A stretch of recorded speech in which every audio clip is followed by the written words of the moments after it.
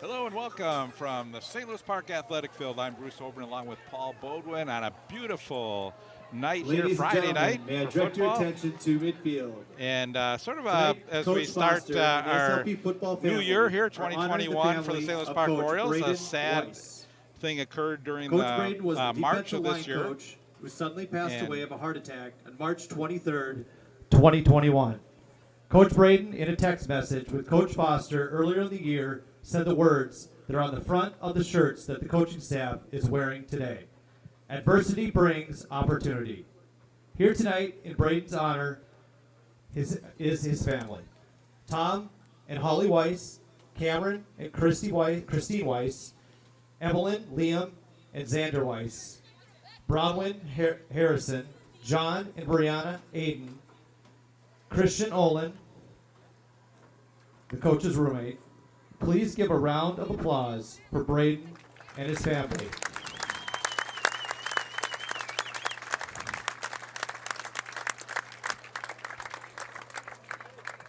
Thank you. So they have shirts made in the honor. Again, if you, not sure if you heard the announcement, but St. Louis Park tonight is honoring Braden Weiss, who passed away from a sudden heart attack in March of this year. Braden served as the defensive line coach for the Orioles for the past 6 years and passed away at 37 years of age.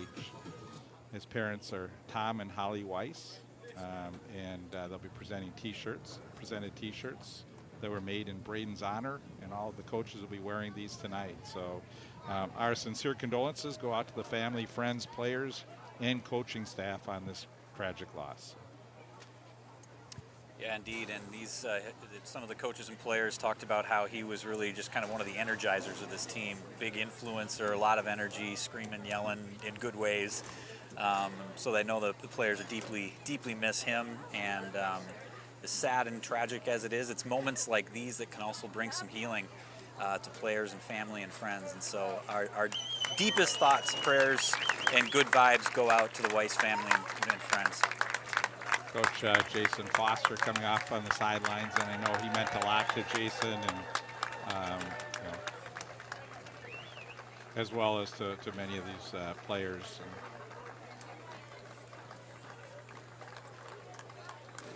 Seems like throughout the high school world, I think there's another couple of coaches that have passed away, so tonight, as a lot of these teams play their first home game, they're probably going through the same type of deal. So. Yep, it's hard stuff too, and you look at this team out here and what they're thinking right now, having gone through just a little remembrance for him. Now, please stand and just and speaks remove to your their hands strength. And here we as go we honor America with the national anthem. with the playing of our national anthem.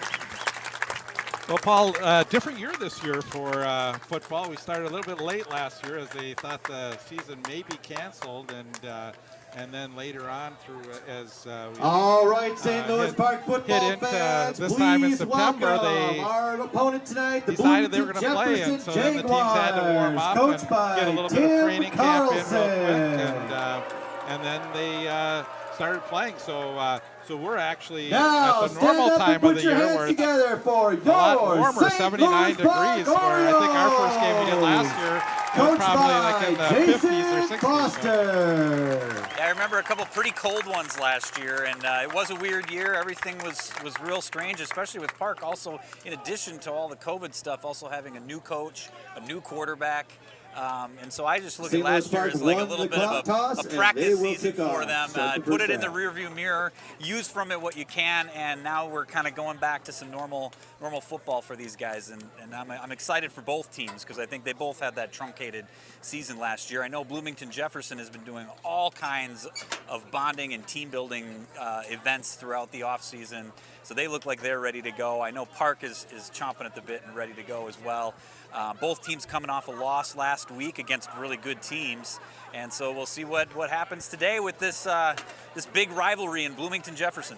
As you mentioned, Paul, both teams losing. St. Louis Park losing to Simley 32-12, and Bloomington Jefferson lost 33-12 to Chaska. So similar scores. Both teams looking to get their offenses on track, get a little more than that 12-point mark. And both these teams were able to put the ball up in the air somewhat successfully in their last game. So so we could see an air show tonight. And for the St. Louis Park Orioles, Giovanelli is sort of one of those players that you'll probably see with his speed. And now St. Louis Park will kick off to start the game, and it's going to be Nick Kent to do the kicking.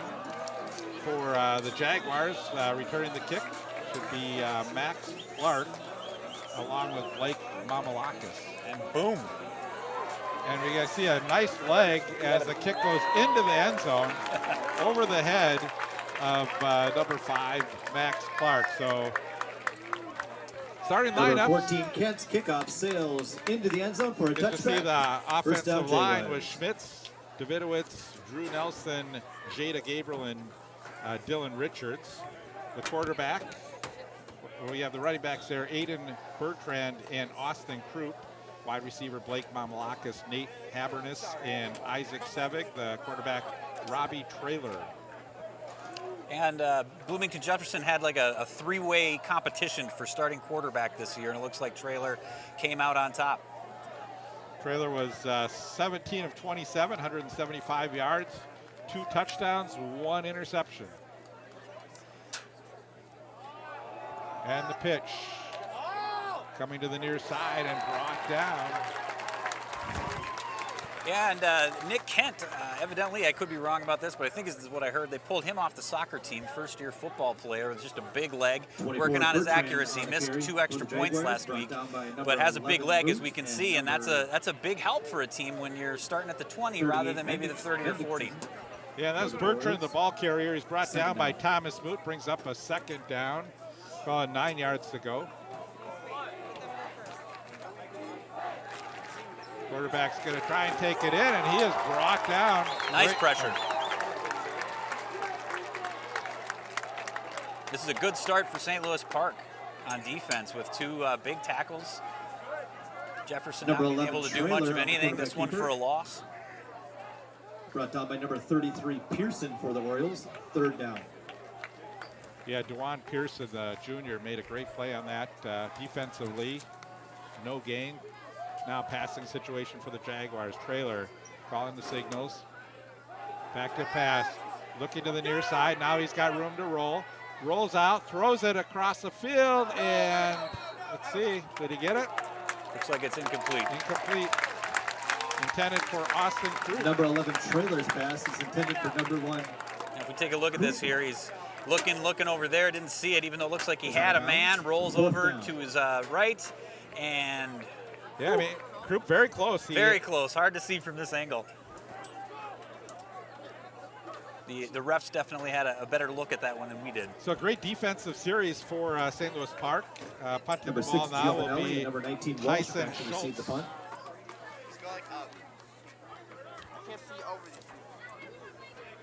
That's a great stop for Park. Last week, the defense really did struggle, especially in the secondary. So See the way this ball turns over. The Orioles are going to let it fall, and it's going to be in Jefferson Jaguar territory at the 48-yard line. So the Orioles with great field position to Jaguars start. punt is And that's down what a at the kicker with a big leg can give you, 49-yard line. along with a little bit of First defense. down, Orioles. And now we see the starting offense for the St. Louis Park Orioles. Quarterback is Will Dvorak. Ben Dixon, the running back. Brady Walsh, Giovanelli, and Deontay Ross Jr., the wide receivers. Ortega, the tight end. Offensive line, Adams, Eaton, Swindlehurst, Hoslet, and Johnson. Will Dvorak for the St. Louis Park Orioles was 14 of 32 last game, and a nice run for the Orioles down to the near side. Deontay Ross Jr., and he gets down to the 14-yard line. That's a great run by Deontay Ross there, just pounding right through. Had some good blocking, nice hole, good moves, break the tackle right there, and a little burst of speed. Makes a nice move to get around number 2 there and down at about the 11, 12-yard line. Great start for Park. It really is, and Bendixson saw most of the carries in the last game. Deontay Ross getting a quick early carry and very successful at that. This could be a quarterback keeper. And Dvorak still stays on his feet, gets a nice gain out of that. Looked like he was stacked up early, but was able to keep his feet turning and get those extra yards. So. Yeah, and he's not a real tall kid. He's a little bit shorter than a lot of quarterbacks, but he's got some muscle. He's been beefing up. I think he's about 5'10", 180 somewhere in there. So he's and you can see the muscle on that play. He just pounded it right through.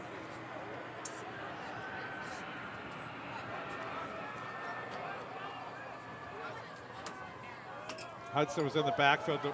Dvorak, he just throws that one towards the corner. Fortunately, no one there. But number 4, Dvorak had some pressure. Incomplete. I think he was looking for Giovanelli, his favorite target last week, who had 147 yards receiving and 2 touchdowns. But it just wasn't there, and it looked like he threw it away, which was a smart thing to do. Yeah, he had the outside linebacker, Frank Arth, in his face, and really had to get rid of that football early. So it brings up a 3rd down and 10 for St. Louis Park. Like to get a touchdown here.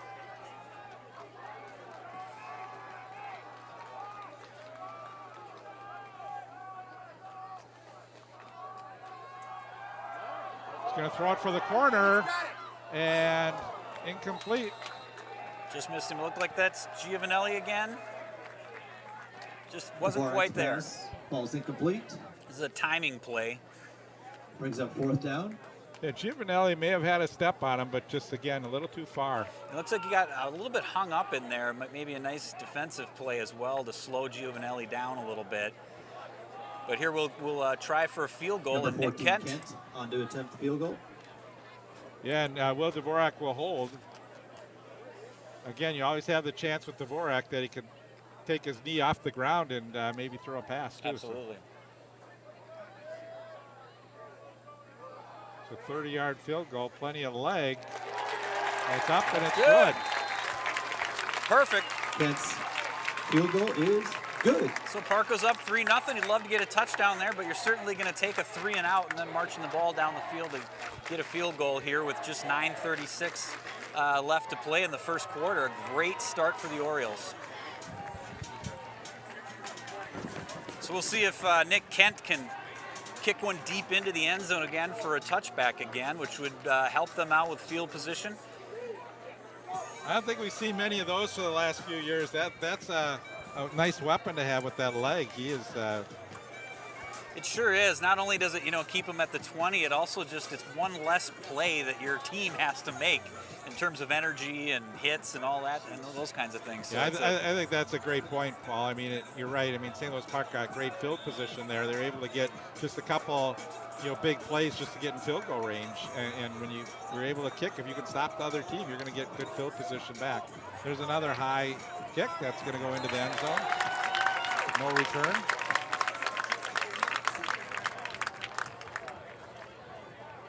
Here we go again. Let's see if we can lather, rinse, Kent's repeat. Kickoff, sails into the end zone for a touchback. First down, Jaguars.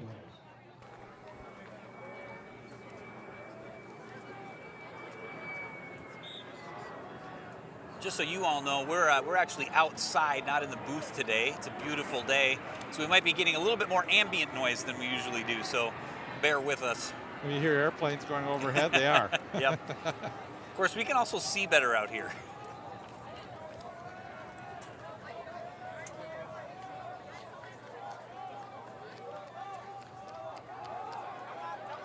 Nice handoff, good gain across the 26, 27-yard line. Yeah, and that was a well-timed play. The running back there didn't catch his name, and quarterback were just in sync. He didn't have to slow down at all and could cut that corner tight for a nice gain. Yeah, that's number 5, Max Clark.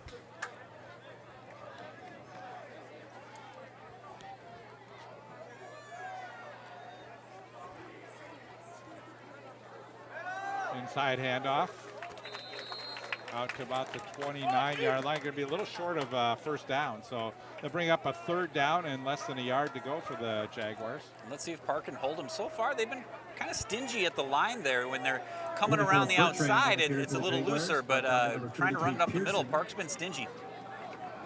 Quarterback keeper. Looks like he's got first it. Down. Number 11, Trailer on the quarterback keeper. Brought down by number 33, Pearson. First down, Jaguars. Ron Pearson in on the tackle. Leading tackle for the Orioles this year has been Darryl Kemp III. He has 11 tackles and interception. Ortega with 10 tackles, and Zach Helfman with 9 tackles. Looks like we got some offsides potentially. Yeah, encroachment on the Orioles.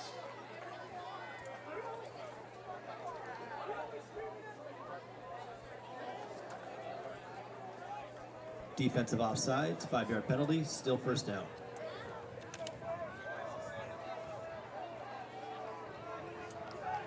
Freitag was the leading receiver with 67 yards and 2 touchdowns, so watch for Freitag in this game.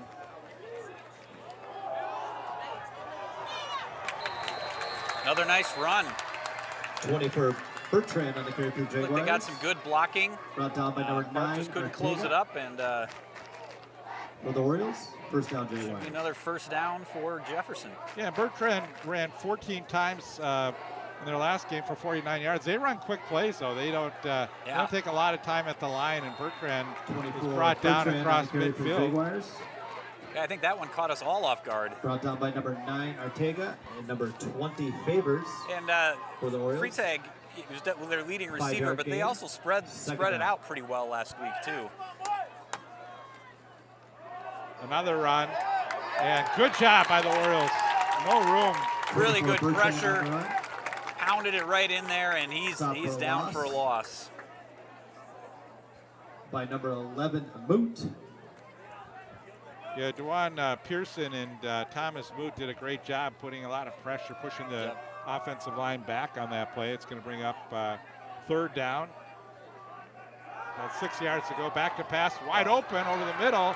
Pass is complete to Krupp, who has a first down for the Jaguars. That was a nice fake, a little play action fake, and just nails the throw. Actually, he dropped it, it looks like. He never got it. Yeah, it was hard to see from this angle. It looked like he had it there and then bobbled it around. Yep, and then it went down. So. Yeah, and it looks like. So 4th down, they're going for it here, Paul. Well, I would say 4-down territory. Always is in high school, right? Well, he could punt it. This could be one of those, Didn't get a good bounce, so it's rolling backwards through the legs of one of the players. Wasn't able to down it, and the Orioles will get it at the 24-yard line. Down by the Jaguars. Flag on the play. I'm not sure what happened there, but 77, Zachariah Johnson looked like he could have blocked that, but held up. I'm not sure what happened. What the penalty is. Holding on the defense. Let's see if this was after the kick.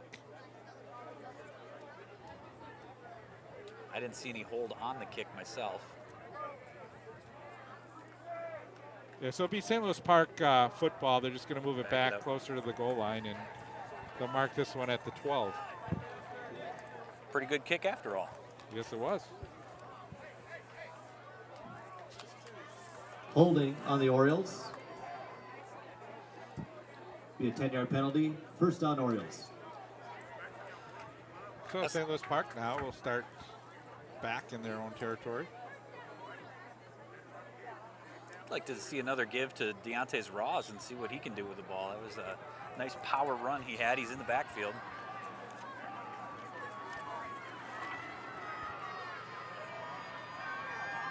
Man in motion to the far side. There's a give to Ross. Ross just pulls 6 defenders with them. They're not able to bring him down, Number 2, but Ross on the carry for the Orioles. gets about the 21-yard line, so a good first down play for the Orioles. Yeah, that gets you out of that touchdown territory a little Gain bit. of You're always 8 on the nervous play, when brings up second down and you're that 2. far back, so now they can breathe a little bit. When the Orioles last game struggled running the ball, they had, Bendixson had 9 carries for 33 yards. And aside from that, they were, I think they probably had 30 yards total rushing when you take Dvorak's loss of yards on the plays. There goes Ross again. And this time, first down, but Number 2, Ross on the carry. still a good defensive tackle made by the Jaguars there, not to let Ross get anything. Yeah, that was a really nice tackle, because if he doesn't get that, who knows what he could have done with the ball there. Yeah, that tackle was made by Maximo San Roman. He's the leading tackler on this Jefferson team. He had 11 tackles the last game that they played against Chaska.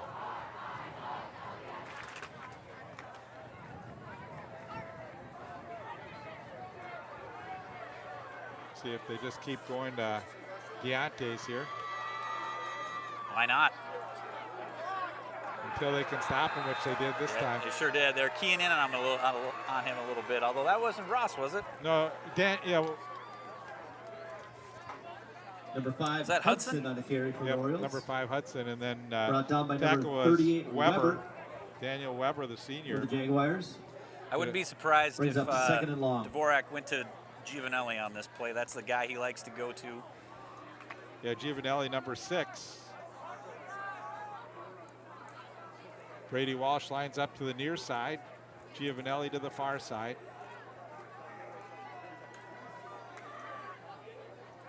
Rolling. That's where he's looking. Throws it across the middle. It's complete.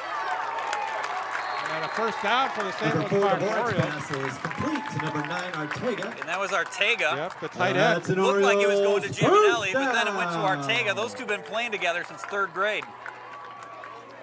There you get the big tight end wide open over the middle, and a great throw by Dvorak. That's a very nice throw, nice play. We got a flag on this play. I should mention Will's the captain of the team, returning 38 starter, minutes in all that conference carry, in play on the 2020 for the White Suburban District. Also starter on the basketball team. So holding against the Orioles. Holding on the Orioles. It's always frustrating when you get a holding 10-yard call penalty. after a nice big play like that, and it Still just kind first of down. takes it away. But no matter. And when you start 1st and 20, it just changes the complexity of what kind of plays you can call. Yeah.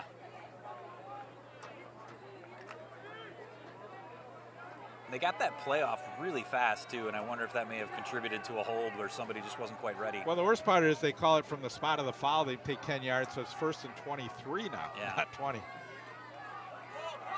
Quarterback keeper. Oh, I think he was down. Yeah, I think the ground probably keeper. caused that fumble. I would be surprised Right. if they give this to Jefferson. Right, Dvorak's knee hit the ground, but if you look here, if he could have just broken that tackle, he had another 5, 6, 7 more yards. So. Yeah, I was thinking the same thing. He kind of hesitated a little bit. If he just powered right through, I think he could have Brings up second and broken long. that. But here we go, 2nd and 23 to go. It's a good passing down, I'd say. I think so. Giovanelli to the near side. He's got great size. Oh, bad Bobble snap. Oh, and Dvorak was able to get that one, but barely, as coming in. Number 4, Dvorak falls on the ball. Loss in the play, brings up 3rd and long. Just over his head. And I like the way, though, Dvorak, instead of just going for the ball, he leaned his body into the defender to ensure that the defender couldn't pick up the ball and that he could control it. That was a nice way to protect the ball in an otherwise bad situation. That defender was number 49, Kobold. He got in there in a hurry. Sure did.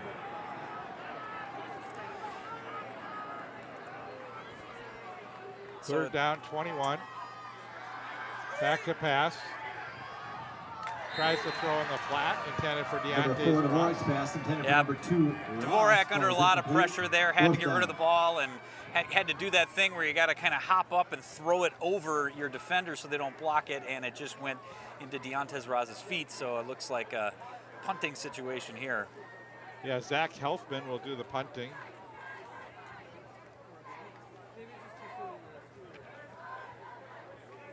But even if Dvorak makes that throw, they're more than likely punting anyway. It wasn't Helfman back to punt. going to amount to much. So it was a good on him for getting rid of it. Mamalakis waiting for the punt, almost blocked.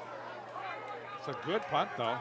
Yeah, it's a nice punt, a little bit of a park bounce. Takes an Oriole bounce down to the 35. It's a good high kick. Gives your team time Punt to get is down there and at the control it. 35-yard line. First down, Jaguars. So we have 3:14 left to go here in the first quarter. 3-0. St. Louis Park leads on a St. Louis Park Oriole field goal by Nick Kent.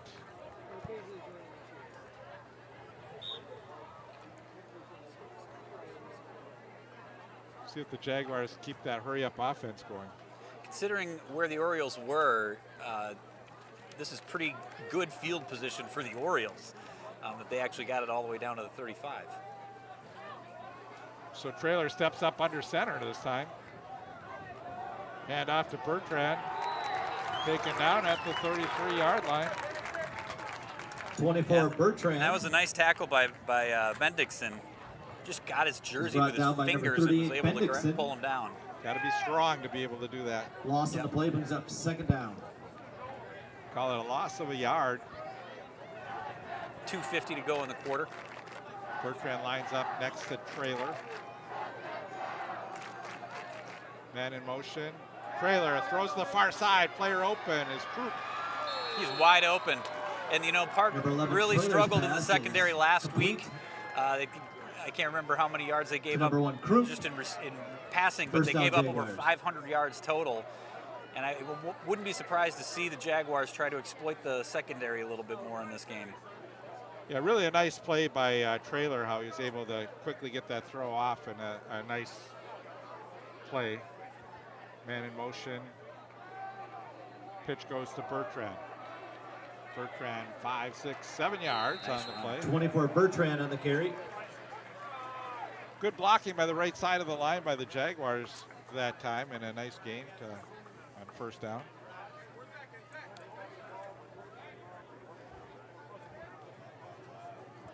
Brought down by number 8, Hagar, and number 20, Favors. Brings up second down for the Jaguars.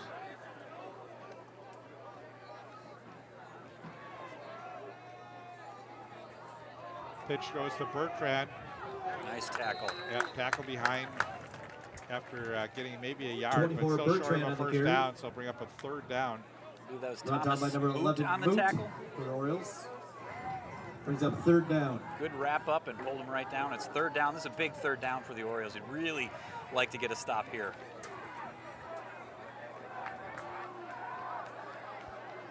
Quarterback's going to keep it. Number Traylor 11, has the first Traylor down. on the So he quarterback got it. keeper.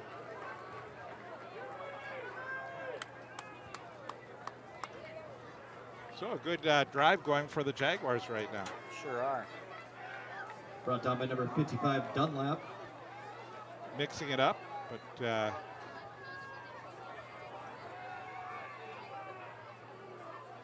Traylor has Croup to the far side. Bertrand in the backfield.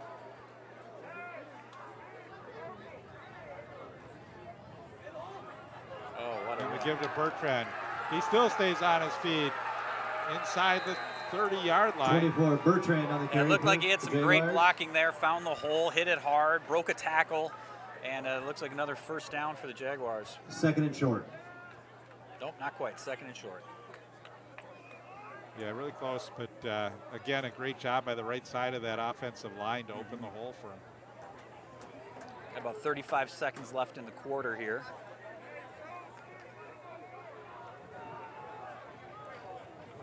Clark in motion. Clark gets the football, and Clark gets down to the 22. Boy, is he quick. Yeah, so Clark comes from the flanker position, ends up cutting across the field, getting the football, and Number 5, Clark on the carry. So it looks like that'll do it for the first quarter.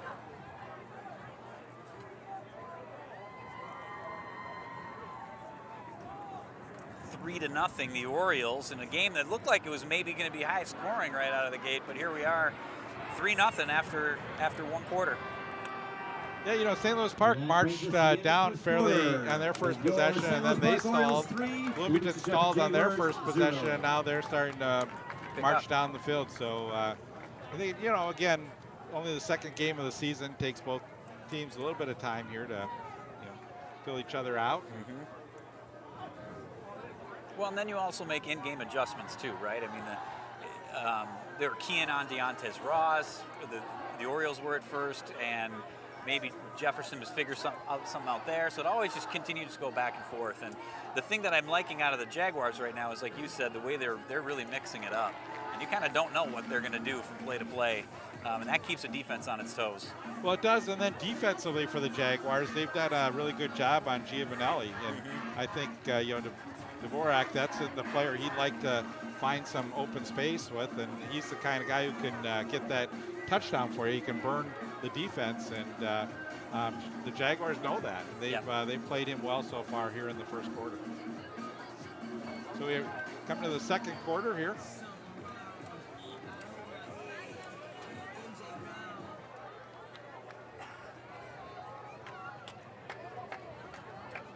And the give is to Bertrand. Bertrand gets about 24 Bertrand on the carry, brought down by number 20-yard line. 15 Zach Helfman Helfman in on the tackle. Yeah, and it looked like he had a nice hole there, but it was Brings up second DeJuan down. Pearson got the jersey and just slowed him down enough that they were able to collapse on him.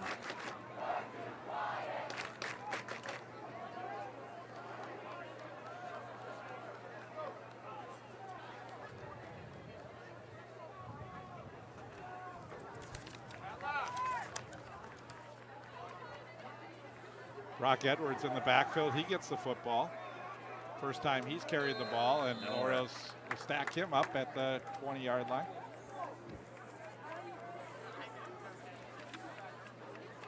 .33 Edwards on the carry. Stopped by the Orioles. Brings up third down.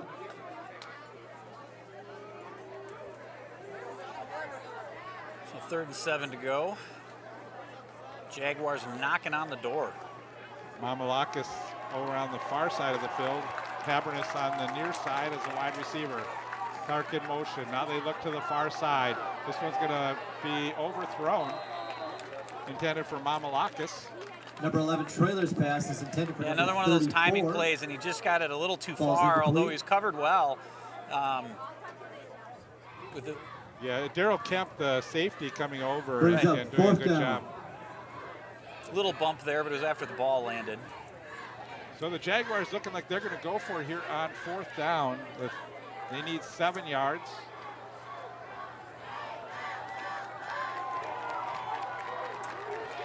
Again, Edwards in the backfield to throw the near side. Looks like he got it. It's going to be a Number first 11 down. Trailer's pass. Take a look at that again. It's a nice throw. To number Kinda 5 flips Clark. it right in there. Shut down the downs. Max and Clark doing a first good down, job. goal to go for the Hold Jaguars. on to the football, yep. You only need one That's foot right, in. you only need one. So good catch. And it's 1st and goal. Jaguars looking to take the lead. Edwards in the backfield. The pitch goes to Edwards. Has an opening. Edwards fights towards the goal line. He's just short. It's going to be short, yep. But a very nice run by 33 Edwards. Edwards Knee is went tripped down, up. but now they're right on the goal line. 2nd and goal.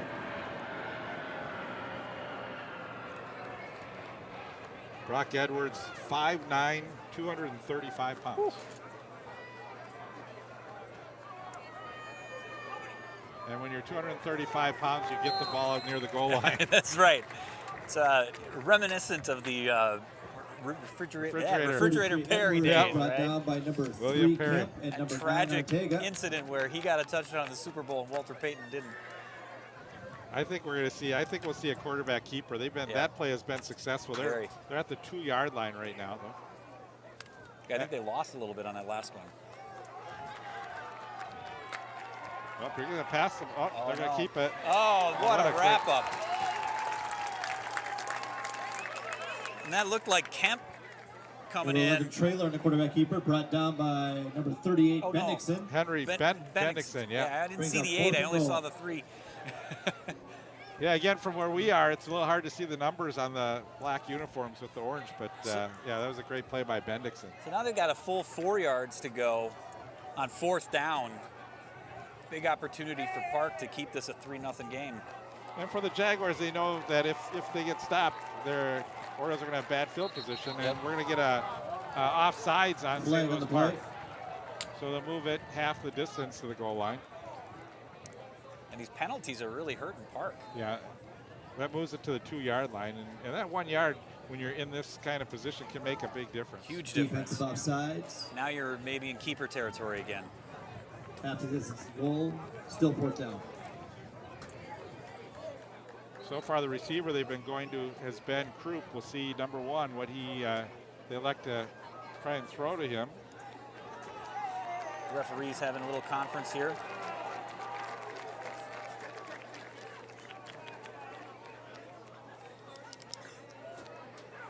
Gives the Orioles defense a little breather. Now the referees just want to get in position here. So.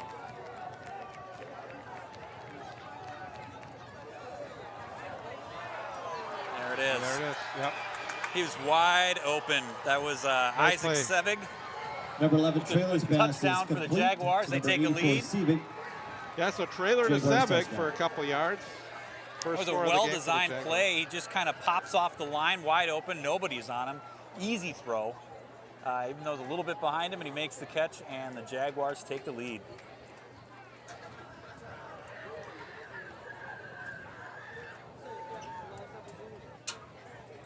So now the extra point attempt.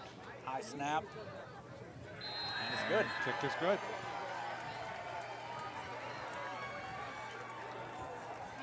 .39 Swanson's extra point. So that was quite a drive by the Jaguars. They held that ball for a long time. That's going to wear down the Orioles defense. Their offense is going to need a nice long drive to answer to that right here.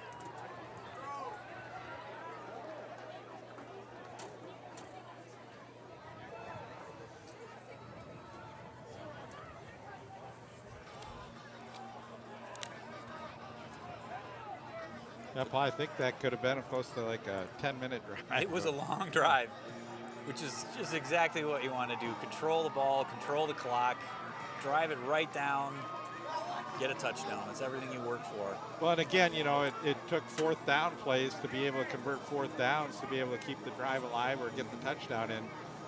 The St. Louis Park Orioles defensive, you know, giving them credit is that they didn't allow any long plays, but again, Jefferson was able to just work their way down methodically and get that touchdown.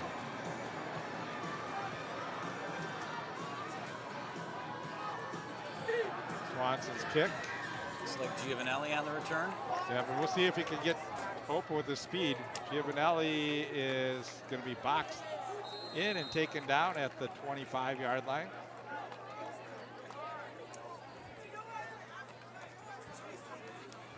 So here we go. We'll see if the Orioles can answer. The way that the other thing, the way the Jaguars spread it out so much, that's kind of what can allow you to just sort of plod down the field because, like we said, the defense doesn't know what's coming. Giovanelli on the return. And so they don't need big plays because they can mix it up so well. They can just plod right down the field. I don't even know if plod is a word, but it makes sense to me. Sounds good. I think it is. Well, I think I would play that one in a game of Scrabble. So. Not a bad play. There's Ross off right tackle. Gets a few. Yeah. That's good for the Orioles. They're getting 4 or 5 yards on these first down plays. Yeah. Number 2, I think what hurt the Orioles on that previous possession that they had was the big 10-yard penalty that they had. That holding penalty made it 1st and 23, and they couldn't recover from that. Right. 2nd down.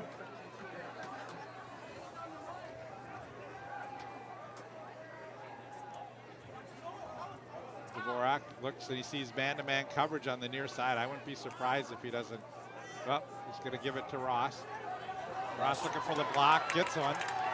Gets inside across the 40 down to Number the 2, 43. Ross on the carry. Real nice run by Ross and a great Brought block down by that got him number the 3, extra yards and a Pitts. good push at the end to pick up even a That's couple an more. Orioles. And you'll notice, first Paul, what he did too is he down. waited for the block. He sort of took his time here, Yep. waited for the block, then got outside and just methodically got across the 40 down to the 42. So using that word a lot, methodically. Yeah. Well, you know, it's like Too much. that's how you plod. Yeah. Brady Walsh on that block, by the way. His keeper now for Dvorak. He does a nice job. Very nice job. And Dvorak gets close to the 50-yard line. So Number 4, 8-yard Dvorak, first the down quarterback play for keeper. the Orioles here. This is exactly what the Orioles needed to do right now. Just slowly move that ball up the field, get some good runs in, get Ian your Abate on the legs play kind of brings up behind you and second get down the and 2 for the and Orioles. allow that defense to rest. Yeah, exactly. That's a key point there, Paul, is they just need to sustain a longer drive here and let that defense stay off the field. So. 7 minutes to play in the half.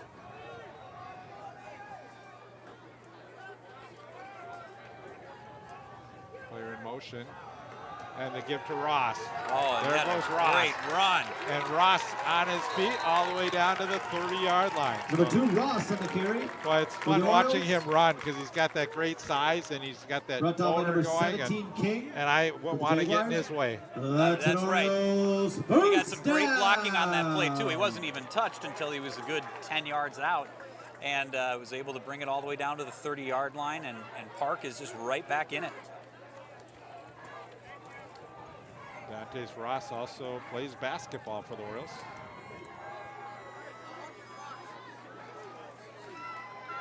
Looks like he's huffing and puffing. We'll see if they give him the ball again or if maybe Dvorak will take one. Well, we get a Flag on the play.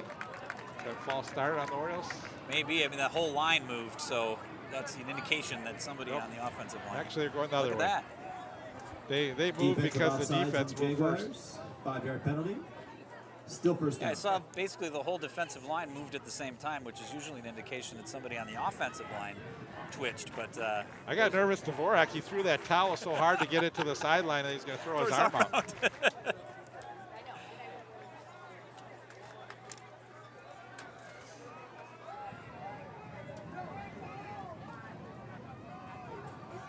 Bendixson, Yep. and we get a penalty. nothing there for Bendixson. We'll see who the flag is on. 38, Bendixson on the carry. Looks like it'd be a hold on Flag the on the Orioles. play. Holding on the Orioles. It looks like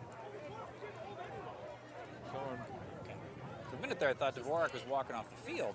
He's just getting the play. Again, those holding penalties are big. Now it Yeah. That's huge. pushed the ball all the way back to the 40-yard line. It's going to 10-yard be penalty from the spot of the foul. first down and 20 yards to go. Still first down.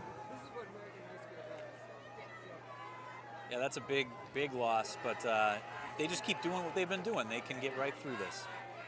Dvorak hasn't had a lot of time to throw. We'll see if he can. The line can give him some time to maybe get the ball downfield a little bit here. Back to pass, still under pressure. Throws and over the head of the receiver.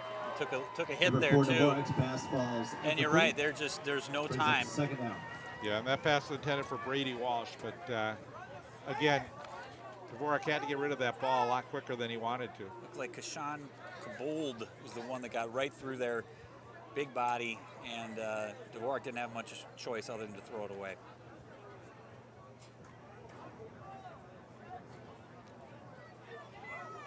I'm liking what I'm seeing out of Dvorak, though. He's got a good presence in the pocket, knows when he needs to get rid of it. He's not taking sacks. He's not bobbling the ball or anything. I've seen a lot of improvement in him over the last year.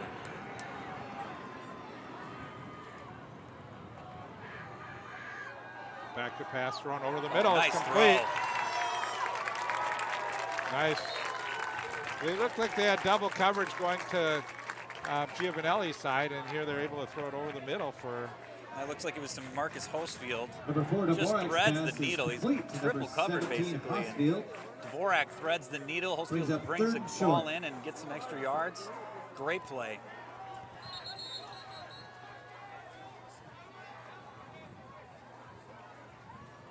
we'll get a timeout here. Yep. Timeout. Jaguars Bloomington Jefferson. calling a timeout. They want to make sure they get this right.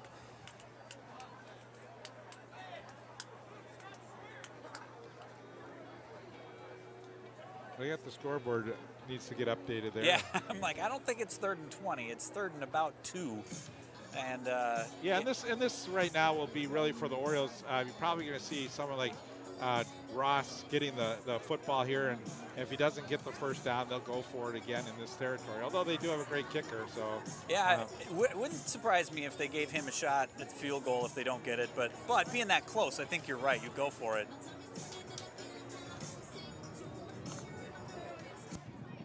I think the Jaguars know this is a big play defensively for them, and so yeah, they want a good call, timeout call here. 5:10 left in the first half. 7-3 Jaguars lead. So Dvorak calling the signals. He has Ross in the backfield. Deontay's gets it, and Deontay's with a first down, breaks one tackle. Deontay's heading to the end zone, but going to be stopped at the 5. But that was a great run by Deontay's Ross. That's a big run, just a power runner right up the gut. Exactly as you called it, the gift to Ross. He does a nice little fake there. That's an Orioles almost broken loose. First down. Yeah, he made sure he held on to the ball at the last second. You saw he had it in his right hand, pulled it in to make sure that they wouldn't knock it free from him. And now they give it to Ross again. Deontay's, and he is in the end zone. Bye-bye, little Sebastian. The carry. That's an Orioles touchdown. Exactly what the St. Louis Park Orioles needed to do there. Nice long drive, not nearly as long as Jefferson's, but not many are. Some great plays, good ball movement, and pounded it in for a touchdown to take the lead. And most of it on the ground. Deontay's Ross having a great first half for the Orioles. We'll see if Nick Kent can poke it through the uprights. 0 for 1 in that extra point category.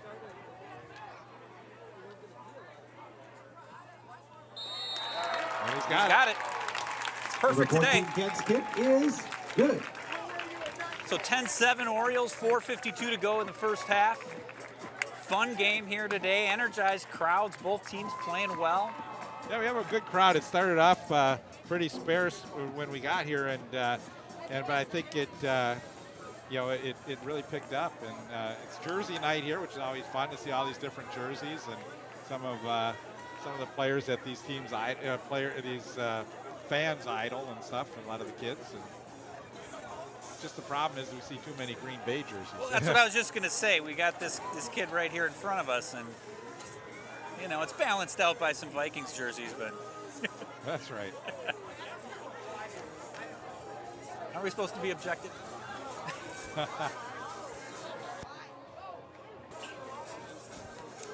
We'll see if Kent can drive it into the end zone again. Not much of a wind here tonight, so No. I don't think going right to left or left to right makes too much of a difference in his kicking. Good kicker weather. There it is. It's going to be returned. And a big Nice hole. return. Oh.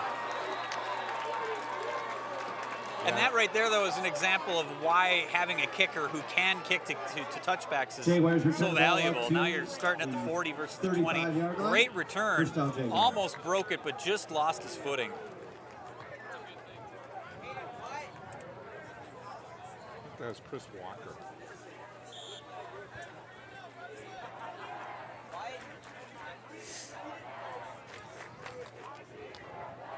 So Jaguar ball on the 35-yard line, 4:45 to play in the half. Cormac Radford, I believe, was the Cormac, return guy, sorry. very nice return.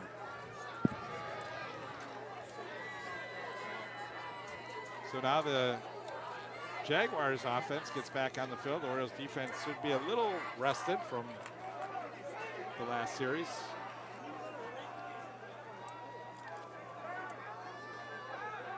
And the pass to Clark. Clark breaks it, goes down the sideline, and he was tripped up, but good second effort by Clark to break through from the 11 defender. trailers pass Gain is an extra complete. 20-25 yards. To number 5, Clark. He's Brought down just by number 11, quick and has Boots. such good footwork. The way First he down, just Jaguars. kind of skirts through cut that corner like that, stay in bounds, and then the burst of speed. But a nice tackle. I didn't see who that was to keep him from going even further. Another nice run up the middle on first down. It'll be Bertrand. 24 Bertrand on the carry for the Jaguars, brought down by number 38 Bendixson for the Orioles. Brings up second down. A lot of tackles by Bendixson so far in this game, and also Pearson.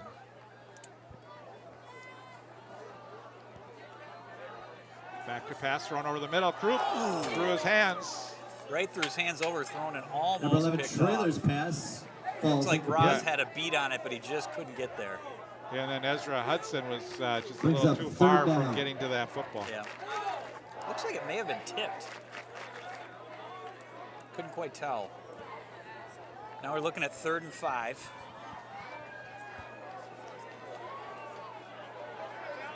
Back to pass, under pressure, and intended Number for 11 Croup. Trailer's pass intended for number 85. Falls incomplete. Right move by Trailer there. You just got to get Brings rid of it up in that fourth situation. down. Great defense here by the Orioles this last couple of plays. And the Jaguars just haven't been able to get a whole lot going in the passing game. But they're running well. So 4th down, and we'll see if they're going to do one of these punts. See if the quarterback Trailer will punt, or is he going to run a play here? Or are they going to just try and draw the Orioles off sides, which looks like that may be what they're doing. Give that old classic hard count. Orioles have had a couple encroachment penalties. And if I'm the Orioles, you'd just be real steady here. Play clock has to be running out. Yeah, this is taking forever. Wow.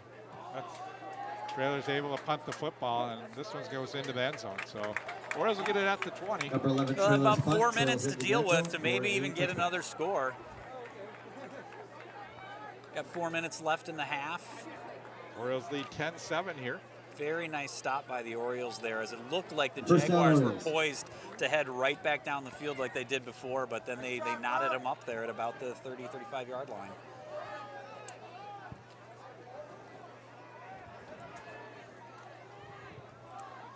The other thing that the Orioles need to be careful here, they got to be really careful with the ball. You do not want to turn the ball over right here, right now. Did you just jinx them here? Let's hope I not. probably did.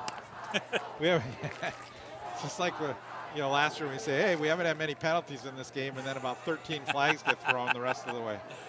I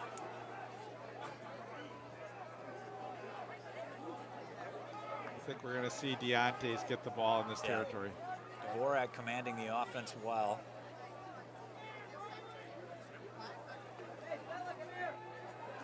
Oh, he's going to throw it. He rolls to the near side. Throws it. Nice. Caught. The 34-yard line. Number 4 Dvorak's pass is complete. Nice throw. Good footwork on Dvorak there So as he's number 6, running, then kind of has Giovanelli. to twist the body around. Just throws a nice pass. That's an Orioles. Yep, and he finally, first Giovanelli down. gets right to Doobie. gets that catch, yep.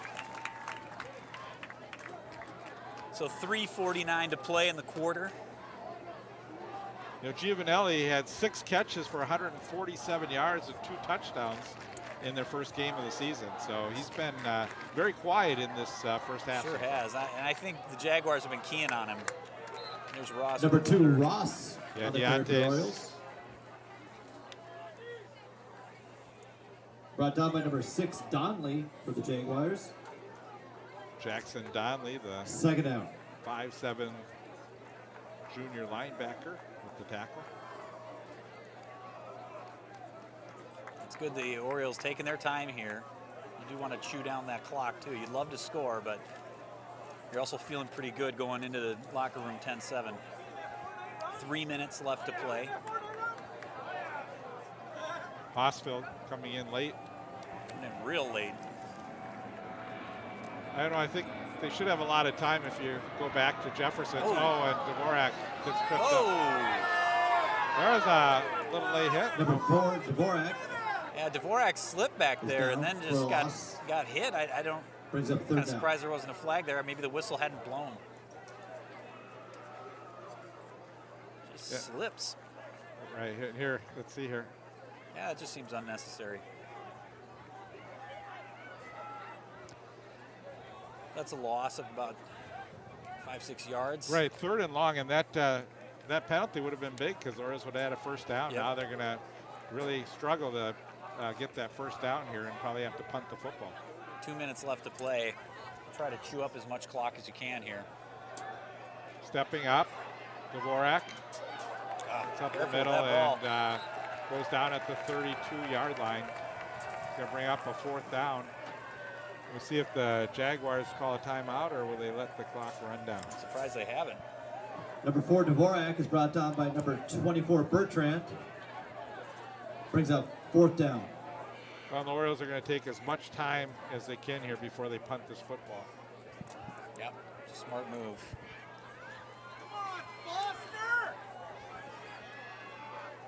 Zach Helfman will do the punting. Big kid. Mamalakis back for the Jaguars. Love saying that name.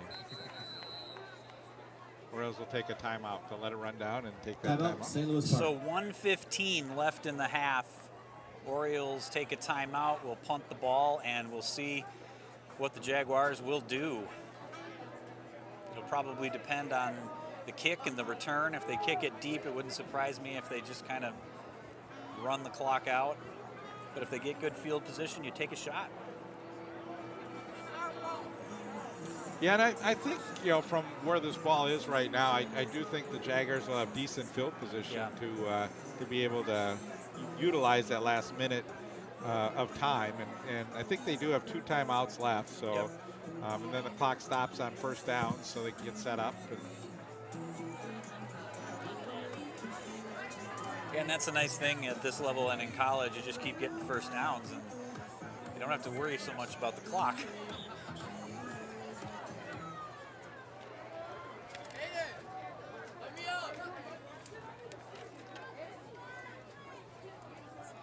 Well, a lot of pressure. Oof, almost I don't blocked. know. Helfman did a good job to get rid of that one. And Nice bounce for the Orioles, though. yeah, probably not a wise move by the Mamalakis. He probably should have tried to fill that football because that may have been about a 20-yard differential if he was able to fill that startup field. He also may have gotten drilled, although he did call for a fair catch, didn't he? First down, Jaguars. Yeah, that's a good point. So 1 minute and 6 seconds left to play. Ball on the 25-yard line.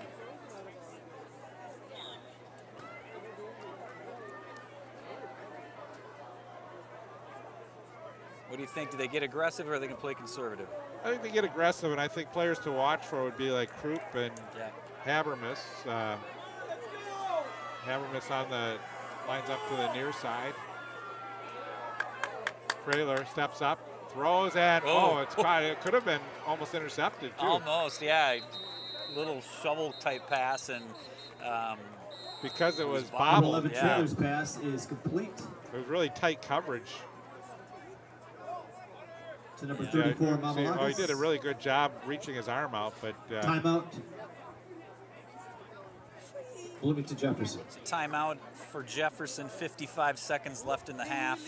yeah, that's the kind of play that St. Louis Park will give up, that little 4 or 5 yard play, because a lot of time goes off the clock or they have to use a timeout. So if you don't give up that first down, that clock's going to keep moving.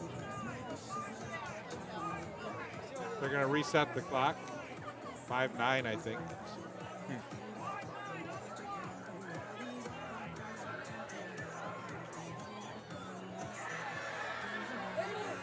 So 59 seconds left. 2nd down and 2. And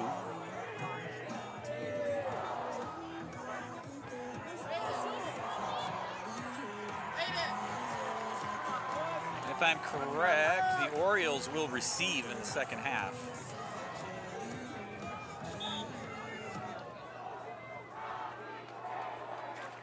Trailer, back to pass, has time to throws to the near side, complete, but tackle right away. Trailer's Habermas. pass is caught And did he get it? Yep. by number I'll give you short. 85. Short of the first down. That's huge because it keeps that clock Yep. running. And they're going to do a hurry-up offense. Back to pass, throw it again to the near Same side. play. Same play to Habermas. He gets the first down. Yep.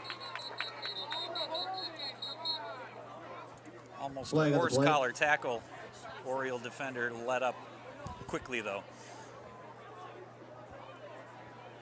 33 I know seconds the left. referees are talking over at midfield. Was there a flag? I didn't. Oh yeah, there's a flag down. Over on the far side of the field. Could be a hold. Let's take a look.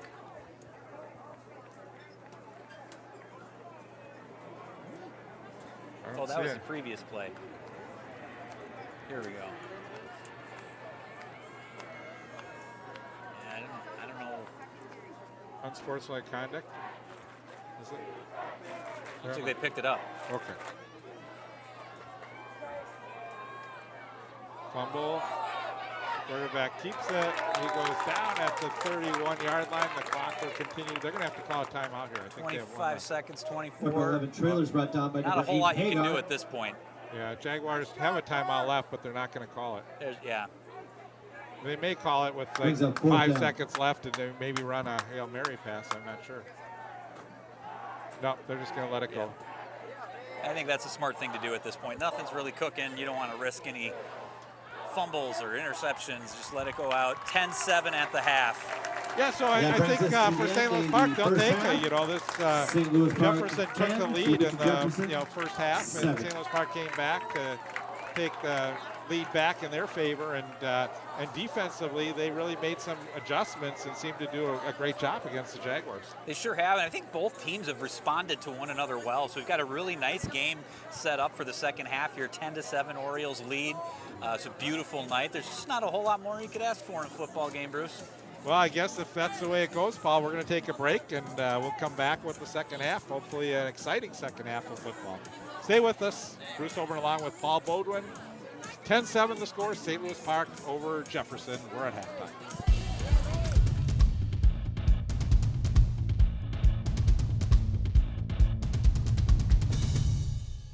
We all look up to someone. Could be parents, teachers, or coaches. They give and give and give, and then they give some more. Their impact, immeasurable. Their sacrifices, too many to count. So to all the mentors in our lives who helped us get to right here and now, thank you.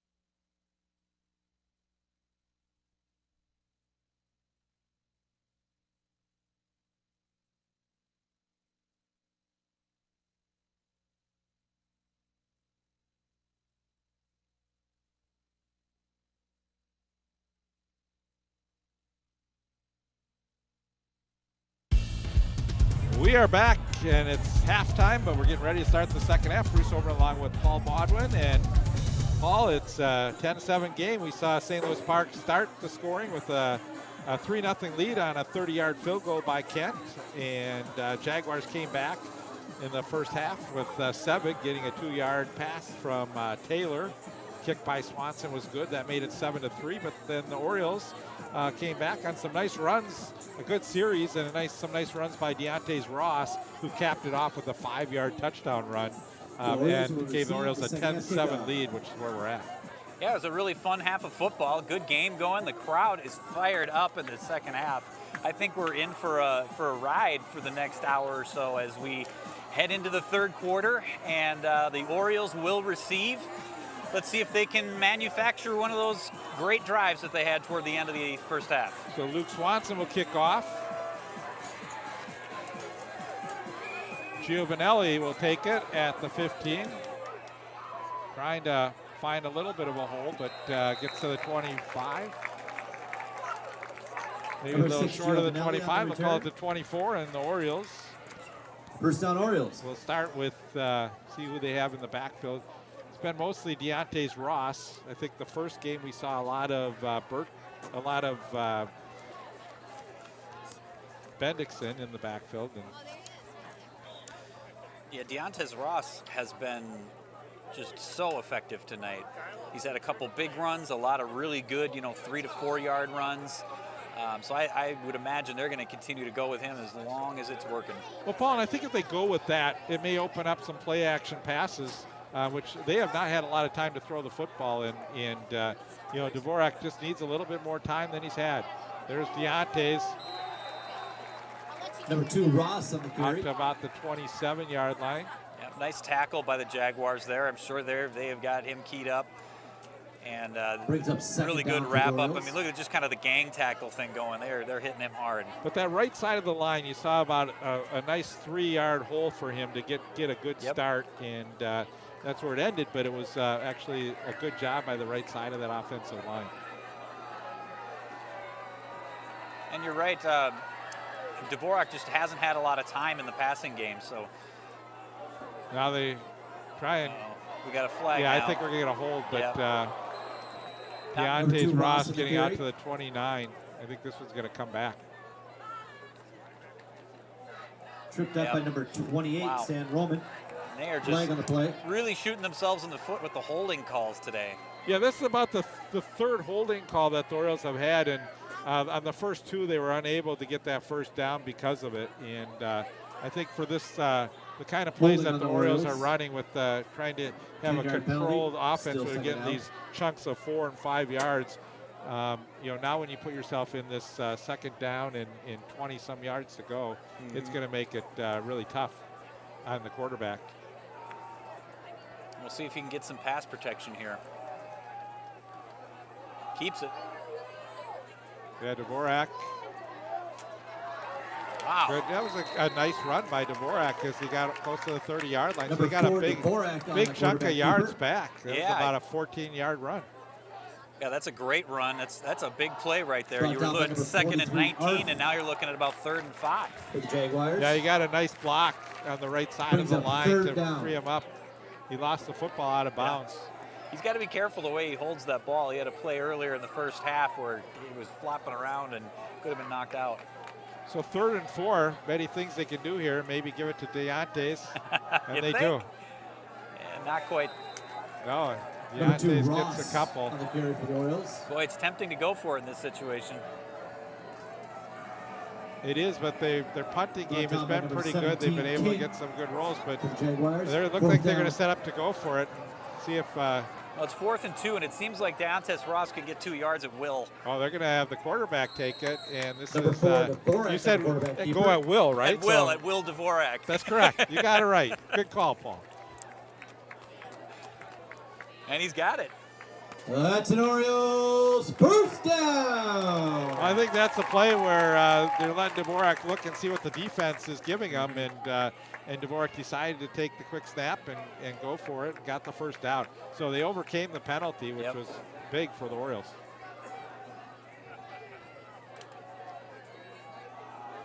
And the give to Ross. Again, Number 2, Jefferson doing a Ross on the better. carry. The Jaguars doing a better job now stopping Deontay's. But like you said, it could very well open up the passing game a little bit as the defenders are now keying Brought in down on by him number so much. 24, It might Bertrand give him just for the that extra Jaguars. second and a half to get a good Short throw gain on the play, downfield. brings up 2nd down. 2nd and 9. We'll see what they do.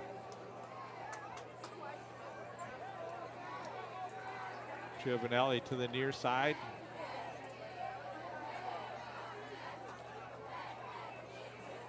I'd like to see that play over the middle like Ortega. They had a nice play earlier. And Got a false start. Flag on the play. A lot of False Oriole start on penalties. Orioles. You hope that's something that they clean up as the season goes 5-yard on. penalty, still 2nd down.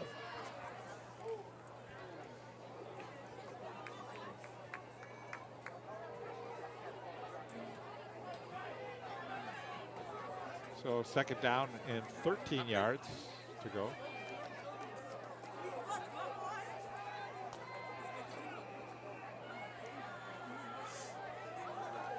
.8:32 to go in the 3rd quarter.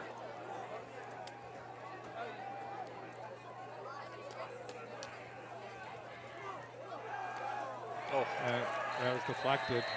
Again, not much time for Number 4's pass Dvorak. is now they batted did a little down by play number action to 49. Deontez, and then there's nothing he can do there. He's trying to get it around him, and For the Jaguars. that ball is Brings up blocked. 3rd down. Yeah, it's a couple times that we've seen number 49, Kayshawn Cobold, and there he gets in quick. Yeah, he's gotten in a couple times untouched, so they're missing something in their scheme. Back to pass. It's picked And off. it's intercepted. Yep. And he's And gone. it's going to be a touchdown for the Jaguars. Intercepted and run back by Wow. Frank Arth, the outside linebacker. And again, Number 49's pass is Dvorak, just intercepted no by time number whatsoever. 43 Art. Tries to get rid of the ball, throws into traffic. We'll take a look here.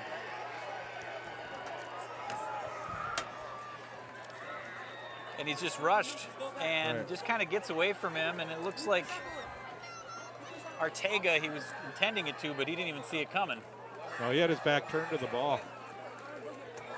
So a 31-yard interception. And that's an unfortunate opening drive for the Orioles.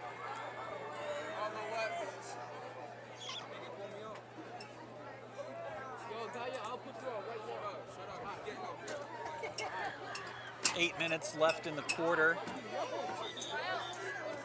Got a flag. Flag on the play.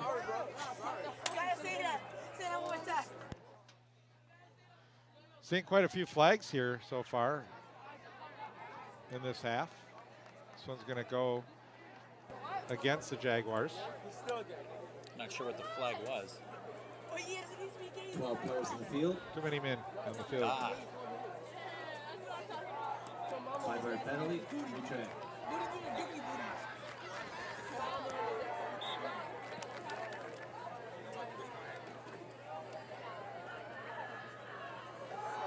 And the hold, Swanson's kick is no good.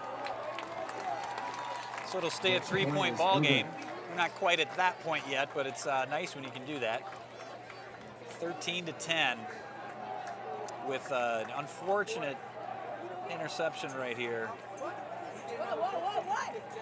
Might have actually been going for Ross and missed him.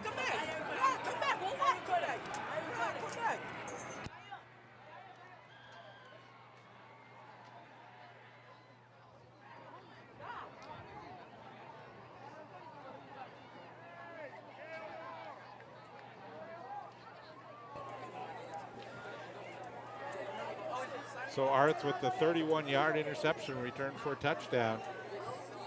And Makes it 13-10. See if And the of Orioles course, can the come back. important thing for the Orioles here is you just can't let that get you down. You got to put that behind you and get right back at it. You've been having some really good positive plays on the offensive side of the ball, so just get right back on the horse. Yeah, and I think that's going to be the key for Dvorak is, he had a couple interceptions so far this season, but he also has 2 touchdowns. So we got to find a way to give Will some time. All trying to turn the corner. Down at the 16-yard line, so good job by the special Number teams. 19, Walsh on the return for the Orioles. It was a nice, got about 45 yards horizontally. First down, Orioles. Yeah, Walsh just couldn't turn the corner. Nope.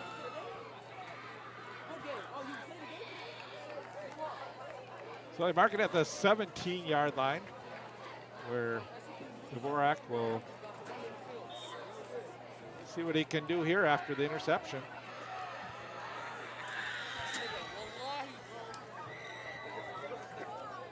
You know, they may keep running Deontay's. You start wearing down the defense when you get your runners running.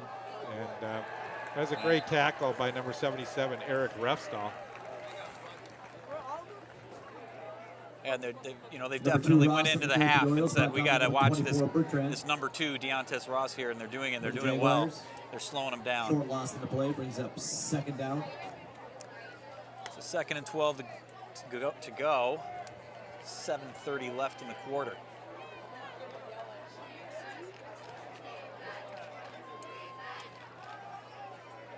Burrow's going with the strong left formation.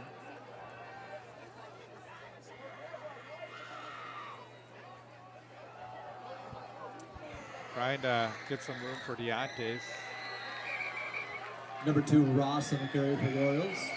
A nice little hole there, but the Jaguars collapsed on it well. We got a couple yards. It's going to be 3rd and long, and they're gonna have to throw the ball. Well, they are, and this is what Jaguars want, is to put the Orioles in that long situation where they can put pressure on Dvorak. So short gain on the play brings up 3rd and long. And this is where the Orioles need sort of maybe that quick play over the middle. Yeah. And if they can get Arteaga over the middle, but Jaguars have made some adjustments here and are doing a great job defensively so far on the Orioles.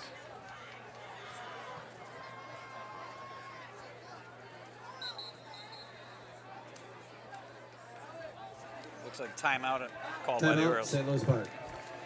Yeah, St. Louis Park looked over the field, didn't like what they saw, and now the Orioles will use their first timeout of the second half. In a close game, you don't like using your timeouts in the 3rd quarter, but that's a good one right there where it's 3rd and long. You're semi-deep into your own territory. You just had a pick 6. You want to get this right. So the Orioles started their season with a 32-12 loss to Simley. Play Jefferson tonight. Now they head over to Two Rivers for a game next Friday, September 17th. Come back home to play Benilde St. Margaret's on the 24th. Home against Orono on the 1st. And they close their season against Holy Angels, Laconia, and Chaska. So. Yeah, and that Benilde game is always fun. That's kind of the St. Louis Park battle, and it's homecoming, and so that'll be a good time. Yeah, I think it's great to have Benilde St. Margaret's as your homecoming opponent. So.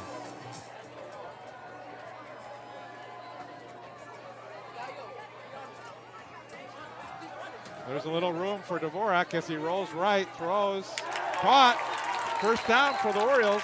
Number 4, Dvorak. And I like that play. Instead of dropping him straight back, they've got him on a rollout, which he did a lot of last year, and he rolls out real well. He's really patient here. It would have been tempting to do the check down, but he was patient, held on to the ball, and threw it downfield.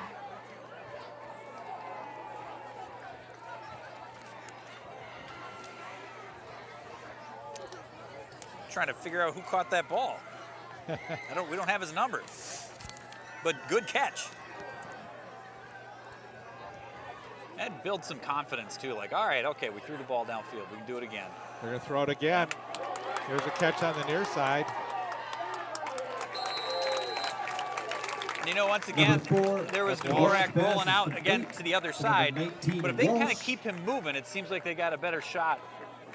That's an and Paul, that was a great play by Walsh, but as we talked about, you get the passing game going, then you have a chance for Deontay's now to get some runs in there. It's that whole cyclical thing. Sometimes you got to run to pass, and sometimes you got to pass to run, and they feed each other. Keep that defense honest. Well, Jason Foster seeing his team get a couple first downs. Here's Deontay's. He's got more room here. Breaks one, breaks another one. Deontay's heading to the corner, down the far sideline, and out at the 24-yard line. Great run by Ross. Got some good blocking in here as well. skips a tackle there, It's an sneaks through there, Orioles breaks that first one at the ankles, down. and is off to the races. Now they're deep into Jaguar territory. Saying he's out at the 27. And again, that's a case where if you're able to pass the ball and roll out, it opens it up for the running game. So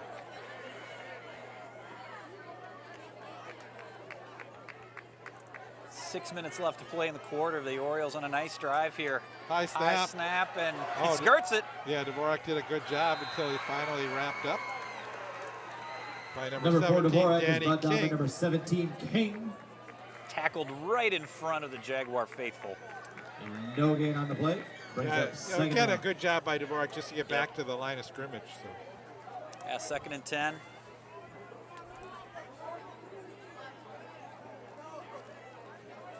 Walsh with single coverage on the near side. Giovanelli over on the far side. And then the safety is always looking for Giovanelli. You can see he's over on that side. So Walsh, so look to Walsh's side, but Just overthrew him. Yep. And he maybe had to a little bit. He had that pressure coming in, and had to get the ball over the defender. Dvorak's pass intended for Hosfield falls incomplete. But he had him. He had him by a couple steps. That brings up 3rd down. Yeah, Marcus Hosfield, the intended receiver on that play. It's 3rd and 10.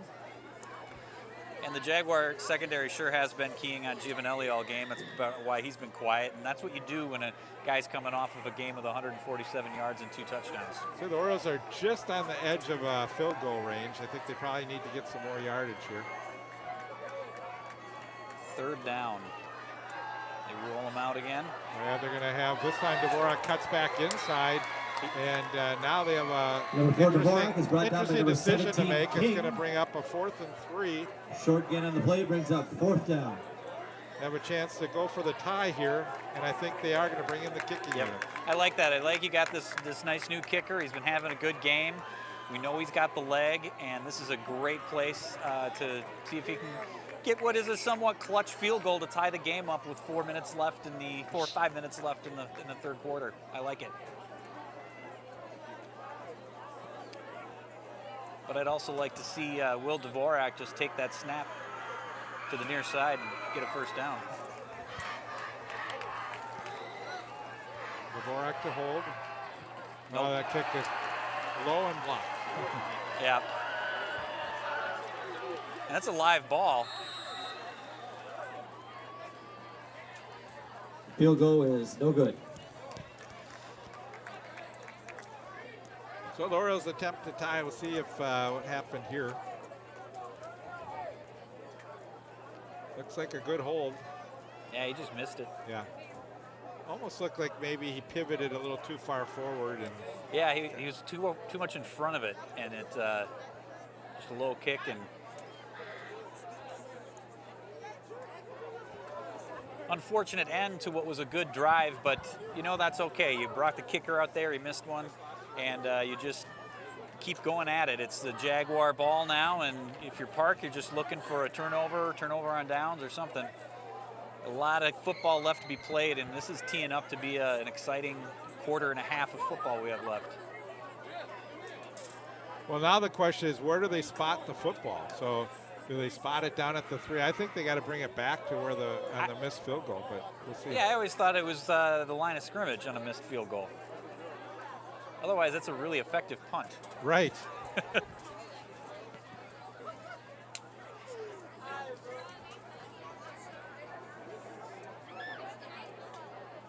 Oh, they are going to mark it back down. Wow. That you're right. That was that turns out to be just as effective as a punt. So you miss the field goal, but you pin the team down at their own 1 yard line, inside the 1. So I'm not even clear on the rules on this. So could the Orioles have picked that ball up and scored? That's a good question. I don't know again if it was because it was touched by the other team or what, but that's interesting. I think And I think the Jaguars coach is asking the same way. He wants it back. He does not believe that that's the right call either. It doesn't seem right to me either. I've never seen a field goal go this way, where a missed blocked field goal ends up being a really effective play for the kicking team. Right. I mean, they are pinned deep. They're right on the goal line. And I think the Jaguars coach is trying to get a good explanation from the referee here. If we got any great high school football minds out there that understand how this is being ruled on the YouTube machine, comment and we'll... Paul, I don't know, can we get a replay of this just to see where it was touched?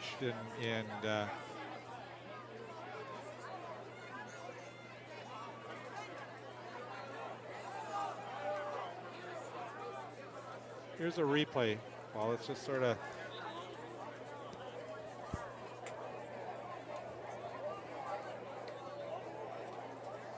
So it's touch somewhere in blocked, obviously, yep. And then it just spins. First of all, it shouldn't be at the 1, I don't think. No, it looks like it should be at 3 or so. Right. But his knee hit the ground. Yeah, it was touched at the 3. And then he slid back to the 1. It's going to be... First down, Jaguars.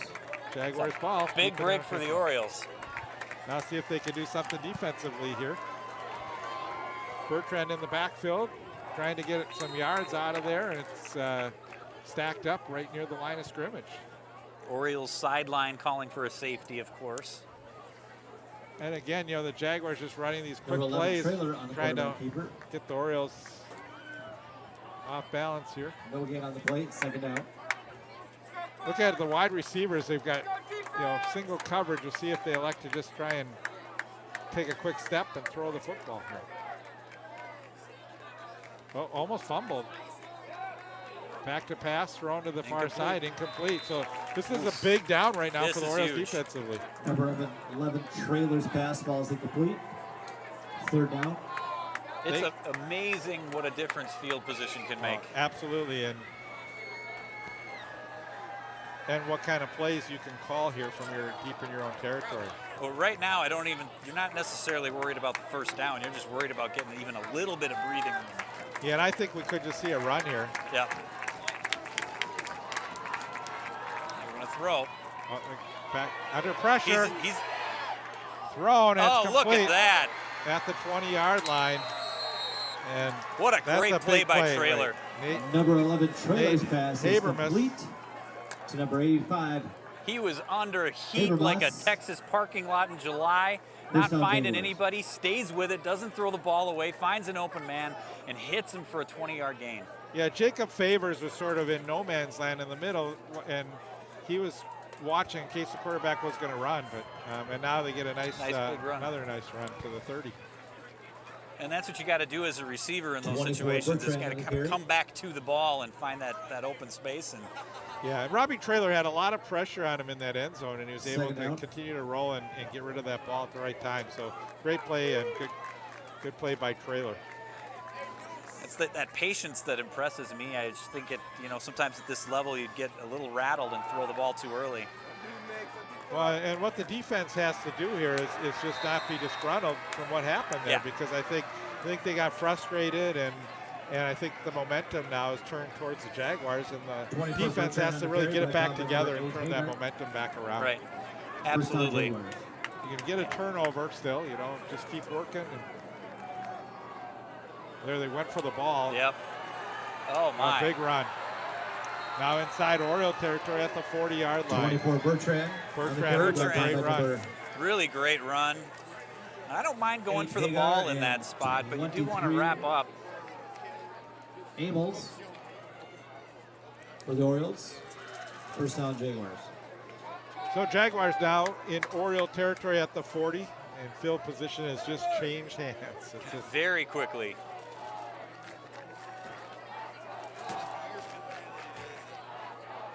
Brock Edwards, and I think the flag is going to be called on the Jaguars. They have an injured player for the Orioles. This might come back. 33 Edwards on the carry. Flag on the play. Holding on the Jaguars. See if we And can see this injury happen here. He looks to be in a lot of pain. Looks like upper back right leg. He was holding anyway. I can't tell who it is. I'm just wondering if it's DeJuan Pearson, number 33. Let's see here if it's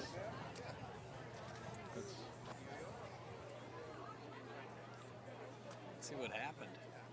Must have just pulled something. Ooh, twisted that leg around. And it looks like it's hurting in his back. But yeah, but he's up and moving, so that's a good sign. Yeah, it's DeJuan Pearson, so he comes off the field, grabbing his back, and again, that back can affect your legs too. Well, it was his kind of upper part of his right leg seemed to twist in such a way that it would maybe hurt your back when he was going for that tackle. Hopefully he'll be all right. But that he's lightly jogging off the field is a good sign. So that backs up the Jaguars a little bit. Clark gets the football, cutting across, and a great defensive play by the Orioles. Very nice play. And Number 5, Clark. that was Clark on the tack. No. Brought down by Number 9, Artega. Artega. Yeah.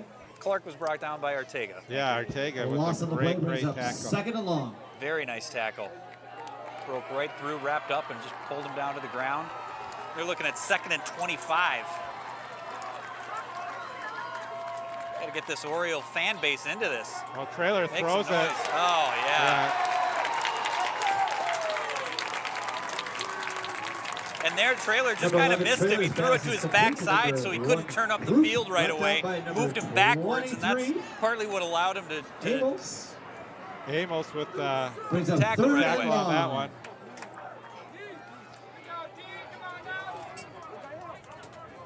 So it's 3rd and long. 3rd and almost 30. Yep, 28. Edwards coming off the field. They have too many men on the field right now.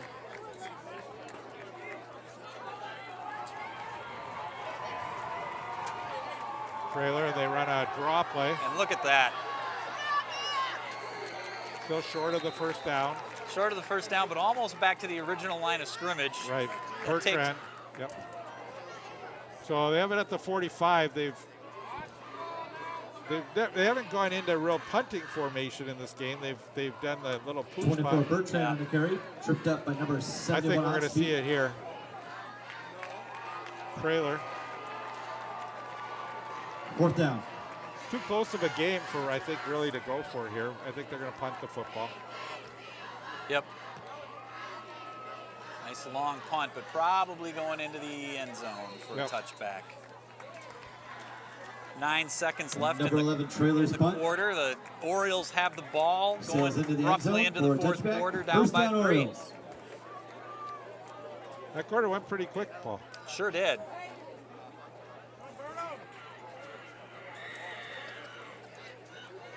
Both teams looking for their first win of the season.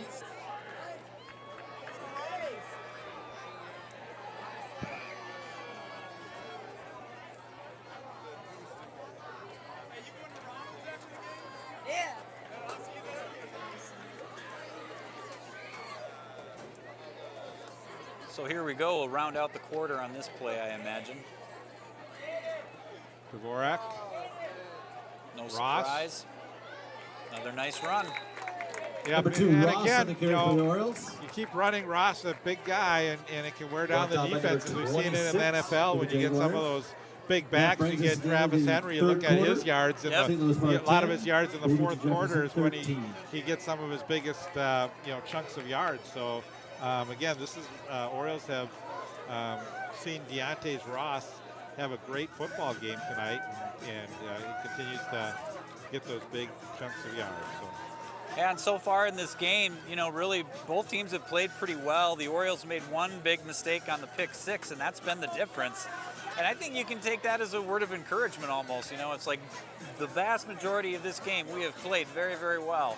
So let's go out there and continue to play very, very well and see if they can round this thing out. I think we got an exciting quarter of football coming our way. Yeah, the Orioles had a chance to tie the football game. They had the kick was blocked, but still, so these teams have played this game very evenly. It's 13-10 right now, and the way this game is going, I don't think it's going to end 13-10. I think something's going to happen in this game, and someone's going to break one. I'd like to see Giovanelli get some opportunities. I'm sure he would like to get into the mix as well, but knowing what I know of him, he's also a team player, and he'll just take whatever they got to do to win.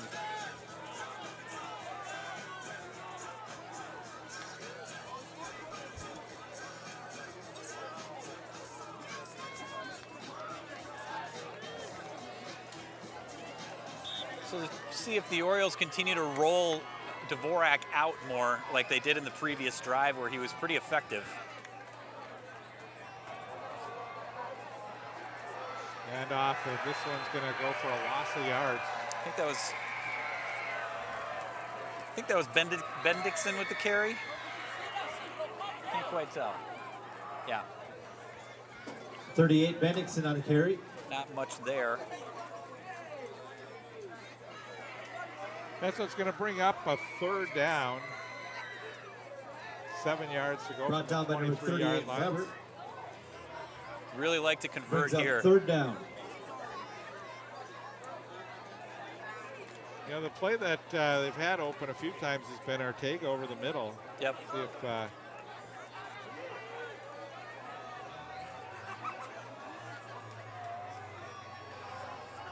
in motion to the near side, rolling, thrown behind the receiver. And I think that Number 4, that Dvorak's Walsh pass had, falls looks like incomplete. he pulled it, Fourth sprained, down. may have hurt his ankle there. Yeah, it looks like he twisted something trying to bend around to catch that. As Brady Walsh kind of fell right down on the sideline.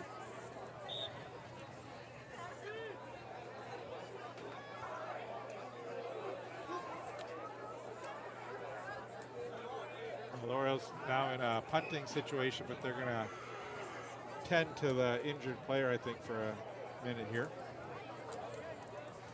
Which is the right thing to do.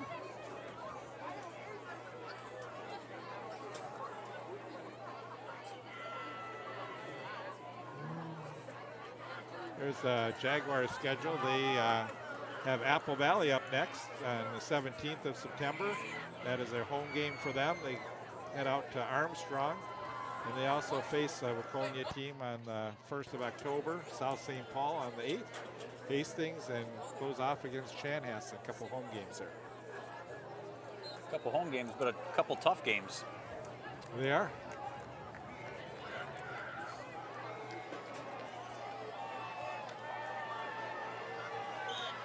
Zach Helfman will do the punting. Mamalakis back.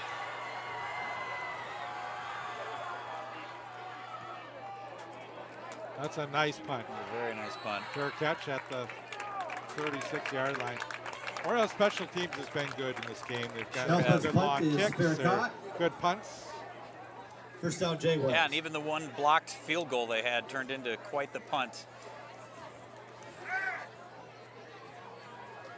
For the Orioles, you know, what you really want to do here, you can't overdo it, but you want to answer that turnover game. The Jaguars have the pick six, and you just love to pick up a fumble or an interception here of some kind. Yeah, the Jaguars have not turned over the football at all in this game. No, they've taken very good care of the ball.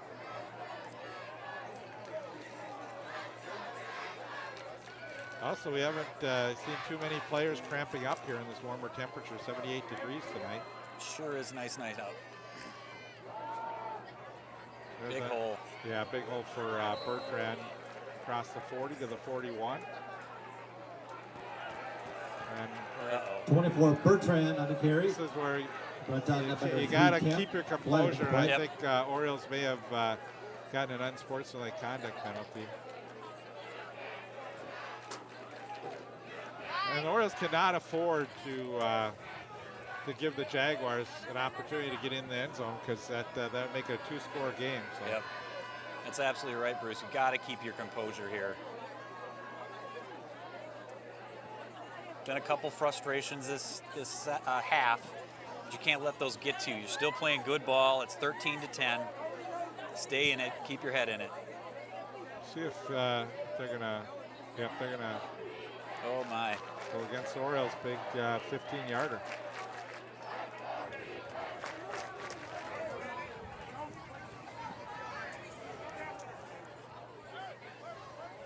Jason Foster getting the explanation from the linesman and he's shaking his head, frustrated. Penalties have really hurt the Orioles in this game. Bertrand, couple yards. 24, Bertrand on the carry.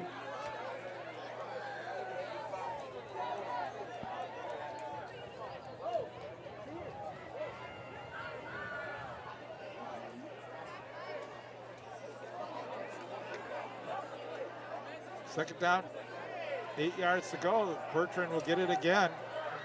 Cuts inside, and Bertrand gets a big chunk, very close to a first down. He's going to be maybe a yard short. Yeah, he's had a very nice game. He's getting some good blocking. He's also got really great footwork. Finds the holes well, bursts through them fast. 71 Osby. When we talked about Deontay's Ross, how he can wear down a defense, well, same thing with Bertrand. Yep. And not much there, but probably enough. Yep, first down.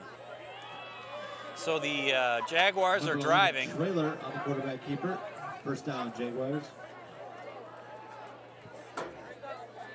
Trying to take advantage of the Orioles having to punt. They've done well. It was a good punt, but they're just driving this ball right down the field. 9.5 minutes to go.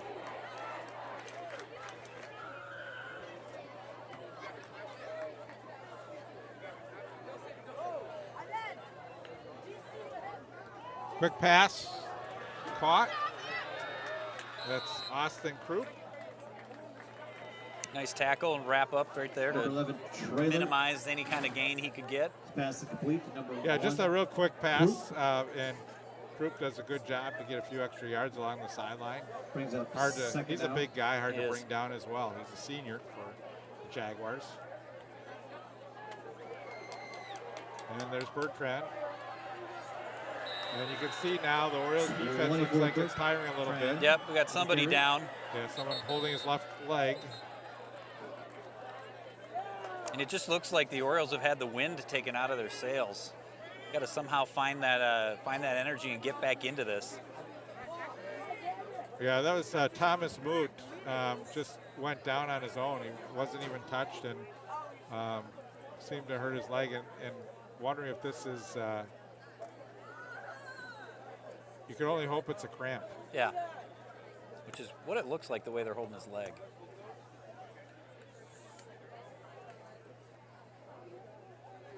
Oh, he did kind of stumble on his ankle, which is what he's favoring there, and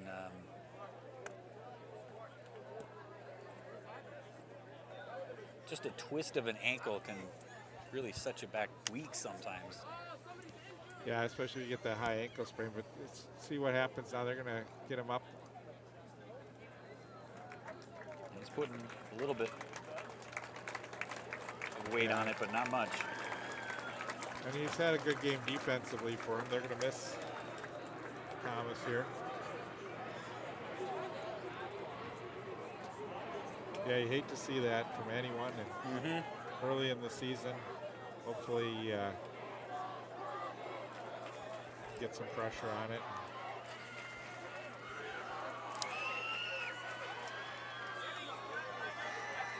Orioles need a stop here against the Jaguars. Back to pass, thrown to the end zone. Big receiver and a touchdown. Yeah, they knew exactly what they wanted to do on that play. Throw it across the field, found his man, threw it exactly where it needed to go. And that one's going to hurt with it putting the Jaguars up. Number 85. Yeah, 19 to 10. So Habermas gets a Jefferson touchdown. 23-yard catch here. And again, that size and great. Yeah, big mismatch on that play as well. Going for the extra point.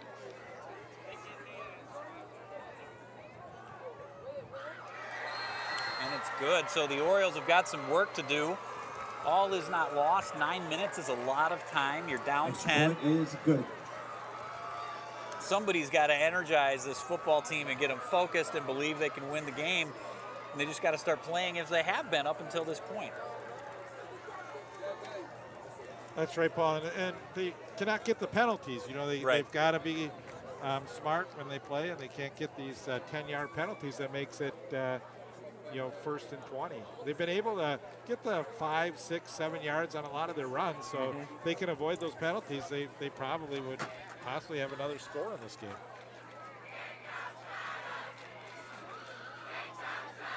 And again, as you said, there's plenty of time.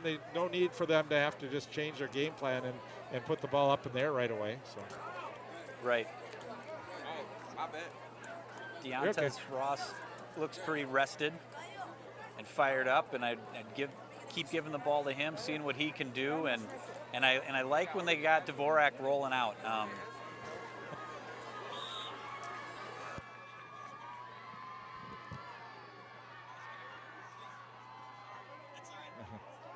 Here's a return for the Orioles. They could use one here. Big run down the right sideline. And that is exactly the kind of play this team needed to get energized again. Yeah, Brady Walsh. 19 Walsh on the return for the Orioles. Brady Walsh with a great return down to about the Jaguar 40. Yeah, you see he fielded it at the 15-yard line, and then he was able to keep his footing, cut to the far sideline, broke the tackle, and good defensive pursuit by the back guys to push him out of bounds, but not before. The Orioles got a big gain at the 40, and always when you get those long run backs, you're hoping that there's no push in the back or anything like that, and they were able to get that return. And then he holds up the ball and looks to the crowd as if to say, hey, we're back in this, let's go.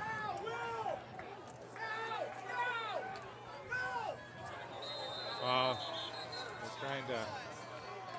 Coaches saw something that they wanted to get the snap off, and flag on the plate. False start on the Orioles. I wonder if they had too many guys on the field, somebody rushing off, or they were confused. Yeah, the coaches were yelling, go, go, go. I think the coaches confused Will and confused the whole line. Yeah. Maybe did more damage than. But just a 5-yarder. So it'll be 1st and 15.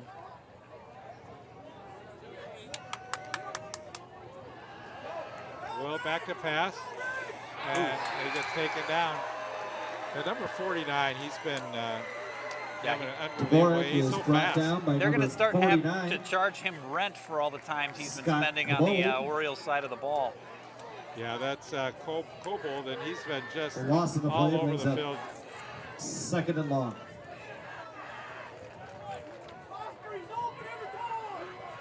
Now the Orioles are faced with a tough situation here. About 19 yards to go. Yep. But it's only 2nd down. You don't have to get it all at once. Make a good play, get a good gain. Back to pass, Dvorak throws, complete. And that is Walsh again. Dvorak's pass is caught by number 10. Well, that was not Walsh. That was not Walsh. It was Reguinti? Stanley Reguinti. I'm not sure how to say that name. That's the first time we've seen his number in this game, and that's a heck of a play. Back to pass again, and throwing complete. Oh, and that's Brady Walsh. Yeah. Gutsy throw as he was wrapped up, but he nailed it as threw a bullet right to Brady Walsh, I believe, and they're moving the ball down the field now. Yeah, that was We've got a Jaguar down. That was a big play by Dvorak because he was looked like he was going to be taken down behind the line, which would have brought a 4th down. Instead, he hung in the pocket long enough, was able to get rid of that football and find Walsh. And they seem to work this near sideline is where they're able to find some openings. That's one of the things about Dvorak that I've seen that I really like with him. I've mentioned it before, is that pocket presence. He has a really good sense of when to hold it and when to throw it. I mean, he could be, singing the gambler in there with his knowledge of what to do and when. Jaguar player seems to be doing all right. And the Orioles have something going here. The crowd is fired up, as they should be. And again, on the first big play, the one before this, part of what made it work for Dvorak was the offensive line gave him time. He had some time. He could settle in and find the receiver. Big series for the Orioles, still 7:57 to go here in the fourth quarter.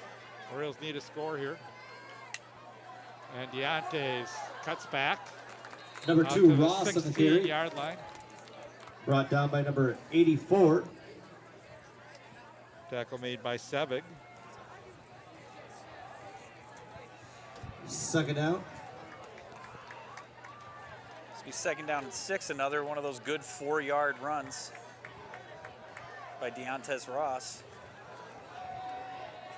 I'd like to see his yard total.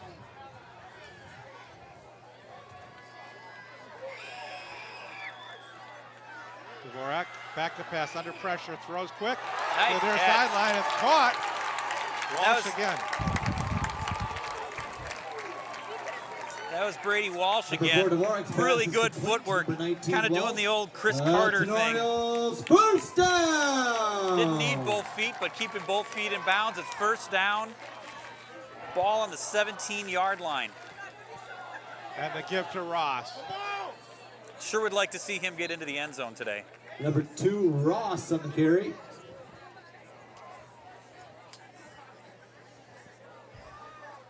Yeah, the Jaguars doing a good job on Ross. We get another injured player, so we'll get another stoppage here with 6:57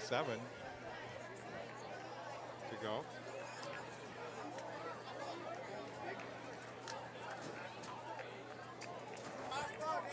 Well, Dvorak's doing a really good job here in the fourth. He sure has. Paul, when you look at really a key to this game, I think in the second half it happened when they missed the field goal. They got the ball down to the inside the 1-yard line. They stopped them on first and second down. It was third down from that 1-yard line, and they were able to make that 20-yard pass to the near sideline. So that got them out of that territory, and they were able to march the ball down. And you know, had St. Louis Park stopped them at that 1-yard line, I think this whole game would have been totally different than where we're at right now. I think that's a good point, Bruce. That was absolutely a big turning point. You felt like everything was pushing the Orioles' way. Everything was turning their way. And just on one play, like you said, one simple 20-yard play, all of a sudden the wind came out of the sails a little bit. But they're right back in it now. And that's one of the things I noticed about this team last year, too, is they don't quit. They might get discouraged, but they don't quit. And they're in a good position now to hopefully punch one into the end zone, get the extra point, and only be down 3 with 5 to 7 minutes left in the game. Right, and having a kicker that can kick a good long field goal too. So, so they've got the leg if they need to try and tie this football game up. And the Jaguar player is up on his feet and walking on his own. It's Sorensen Malachi, I believe, if I can see that number right. Good to see him up and moving. It's like kids at a concert. They sit down, but now the band starts playing and they're back up on their feet. Yeah, the whole Oriole crowd was sitting that entire injury, and then they like in unison got up, like the judge walked into the courtroom or something. 2nd and 7. Oh, Bendixson.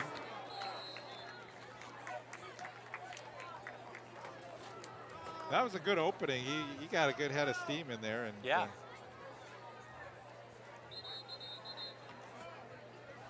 And now the Orioles have an injured player, so we get wow, a lot of injuries. So now the kids can sit down again. Yeah, see, here they go. You know, we over here in St. Louis Park, we're very reasonable people. We're not going to stand up if we don't have to. I think realistically, we could be starting to see the cramps coming on these players right now. Again, it's important that these players hydrate in these games when you're playing this time of the year in September.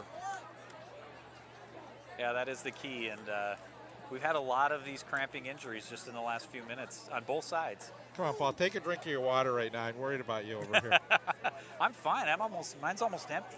I haven't seen you take a drink of water this entire game. Okay, here we go. I'd be parched if I were you. But just push that little cough button so we don't hear you gurgling.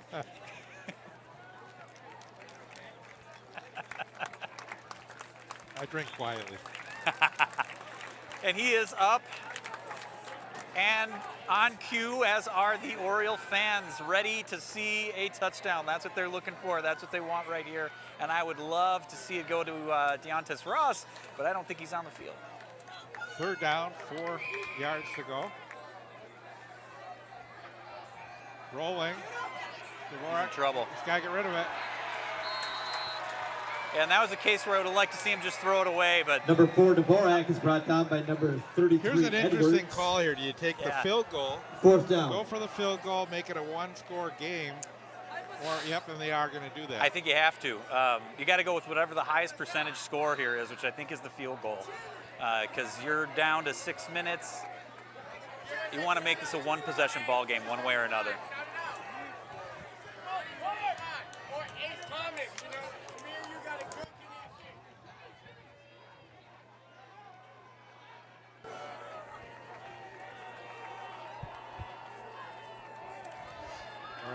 See if Nick Kent can punch this one through.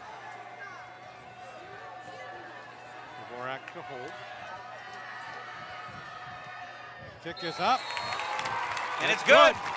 Yep, back to one score 14 again. Kent's field goal is good.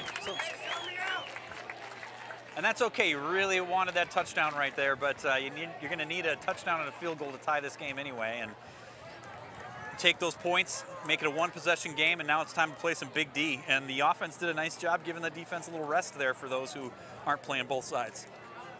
I think you'd have to go back in the record books quite a ways to see when the Orioles had a kicker kick 2 field goals in a football game. Well, like I said, what I had heard is that they brought him off the soccer team. I don't know if he's not playing soccer then, but he's just got a good leg. And in that case, then all it takes is a number of reps to get the accuracy down. Got the leg. This was a team that about 2 or 3 years ago had to really go for every extra point because they couldn't get the extra point. So yeah, I remember that. They had to go for 2. It was just a foregone conclusion that they're not kicking an extra point. Let's see if he can boot it into the end zone again. Not quite. Oh, that was a risky catch by Mamalakis. Yeah, but it's got such great burst of speed. I mean, he almost lost that one, so it was a little slower on the go, and he still gets out to the 26-yard line, but he's 24 down. on the return, tripped up by the Orioles. That's Bertrand, I think, and Bertrand is a valuable player for Jefferson. They can't afford to lose him. I'm not sure what happened. He had a little skip jump in there where maybe he pulled something. But we're seeing a lot of this tonight. And hopefully he's all right.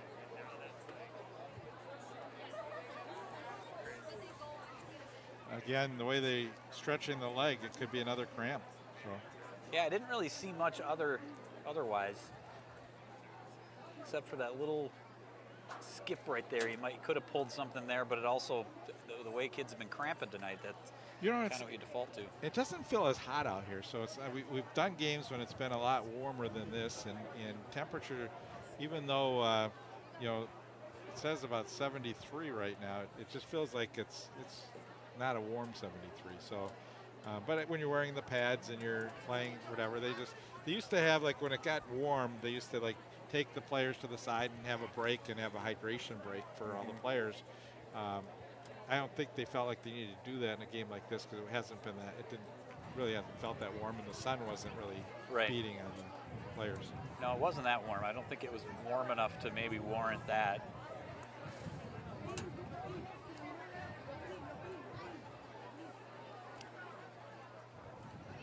Just check the weather real quick. It's 73 degrees. We all spend a lot of money trying to get our homes to be what this is right now. Yeah, we've had a nice week straight of great temperatures here. Yeah, this is the reason the weather we've had that a lot of people say they love fall so much, and I understand it, but I'm also in the camp of, we only get like a week and a half of it. Sure. But Bertrand looks to be coming up, which is good. Yeah, that looks pretty painful. That doesn't look like a cramp the way.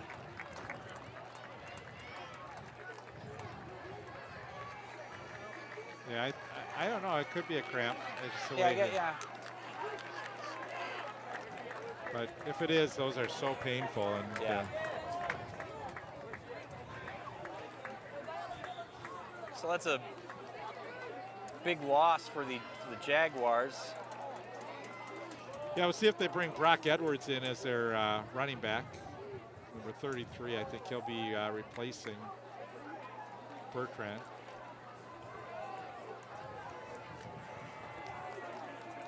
So hopefully he'll get through that cramp and be back out on the field. But now if the Orioles want to do this, 3 and out is what you want real bad right here. It's time for some big D. Edwards. Oh, look at this. That's a big kick. I would say second and third effort on that one. That's Jerome Bettis-like. Just get on the bus, right? 33, Edwards on the carry. Yeah. Wow, they had him, and he just carried him. Yeah, how many players does it take? Right there, they brought a couple more in, but you Bruce got to Lee. get them lower. Yep. Can't tackle high, and that's what happens when you have a big guy like that and you're not taking the legs out from underneath them. So first down, 5:10 to go in regulation time.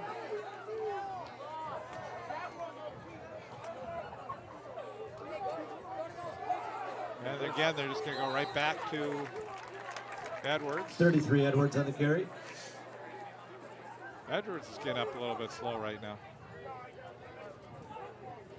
Well, he's tired. He just carried half a football team on his back, literally. Brought down by 38, Bendixson. Second down. Jaguars doing a nice job of just chewing up clock right now, and it's getting to be that time where you can do that. Got a 4 minutes, 30 seconds left. Trailer. Again, Edwards. 33, Edwards on the carry. They'll bring up a third Brought down down by number and about 3, 4 Camp. yards to go. Third down. Really need this stop right here. As we approach the 4-minute mark, big defensive opportunity here for the Orioles if they can get a stop. Try and get the football back. Trailer, he rolls, throws to the near side. Oh, There's tip. we got a flag on the field. Yep. Number 11, Trailer's pass is deflected. Flag on the Be a play. hold. On the defense, maybe. Oh. I don't know. Let's see. Yep. Holding on Jefferson. Oh, Jefferson. So Now, did he catch it? no, it's a. No, he didn't. But the Orioles want to move him back. As I guess. said, it's be Yeah. fourth down, but It's a tough one when it's only 3rd and 4. no, now they're going to bring it back and take the fourth down. Yeah. I was going to say, especially considering the clock as well, I want him at 4th down.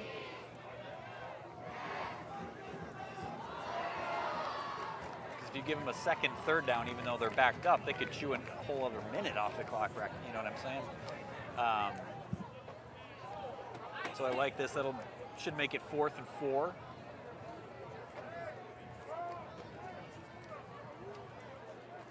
And I would expect them to punt in this situation. I don't think they want to risk giving the ball to the Orioles in their own territory. But you never know this late in the game. What's interesting is it stops Holding was declined. the Fourth Orioles down. for having a return guy back, and I would think that they put one guy back there, but they're not. Yeah, they're going for it. Well, they're trying to draw him off sides right now, and then I think they're going to punt. Don't fight. So he's going to punt. Yep. Oh, and look at that. Look at that roll. It's exactly the kind of roll they were hoping for with nobody back there. Well, listen, in that situation, I think you Trailer's got punt to is find a way to down. put one guy back First and down, be able Orioles. to. You know that the reality is that they're going to punt the football, and again, it's just the situation that their quarterback can punt. So Yeah. Yeah, because you also don't want to pull that guy back there and then now you're quarterback- leaving something vulnerable. right, maybe as a read option on Right. that play where he could say, okay, I think we can get someone open, but So the Orioles have a long way to go with 3:44 left in the game, down a touchdown and an extra point.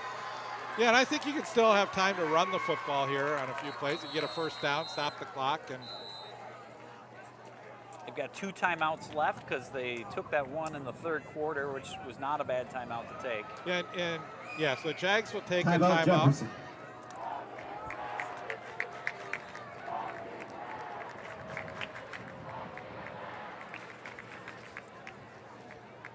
Not sure what this is about. Coach seems to be upset.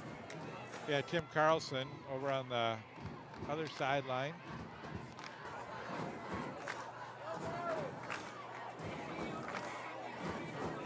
Takes his first time out of the second half.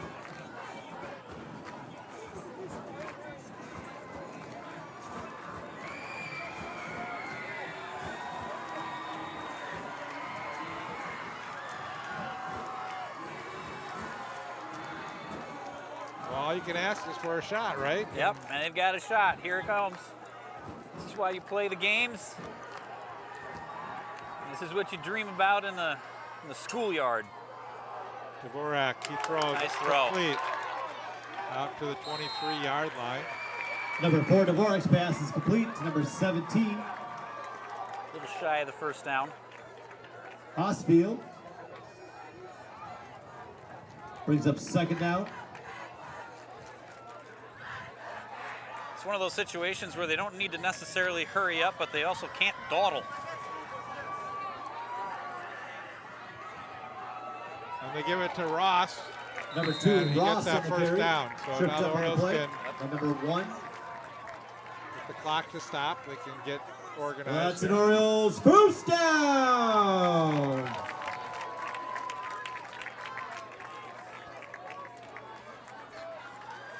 Gotta watch for Walsh on the near side. Under pressure, Going throwing deep. over the middle. He's got the player open. Oh! He's got it. Number 4, Dvorak's pass is complete. That was, number 10. he had a big one. What's his name? I That's the forgot his guy. name. That's an Orioles Reguinti. first down. Stanley Reguinti. No idea if I'm saying your name Stanley right, Stanley, Reguinti, you got it. but I'm a Good job. Stanley Stan. Big play, beautiful throw by Dvorak, And Reguinti's had a couple nice catches in this game. and Reguinti just staying focused. He had guys around him, made the play. Huge play for the Orioles. That opens up a lot of things now. The clock becomes less of an issue.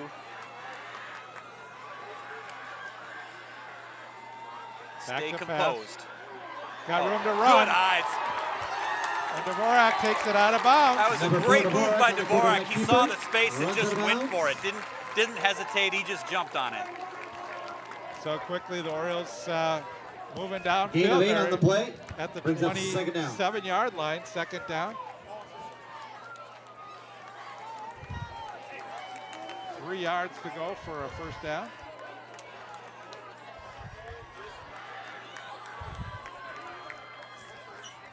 Giovanelli on the far side. Reguinti and Walsh to the near side. Back to pass. Stepping up, he's got room to run. Takes it out of bounds. At the Number 4, Dvorak. 13-yard line. See where they mark it. Oh, they're going to Runs say it out of went out at bounds. the 21. And Will Dvorak is fired up right now. He's got a nice burst of speed on this. I mean, look at he just flew right by that defender. First down. Well, the biggest thing, too, is he's getting a little time back there. Yep. So, And he's going to take whatever they give him at this point. They've been giving him kind of that open field to make 6, 10, 12-yard runs, and so he'll take it. Hudson in the backfield now.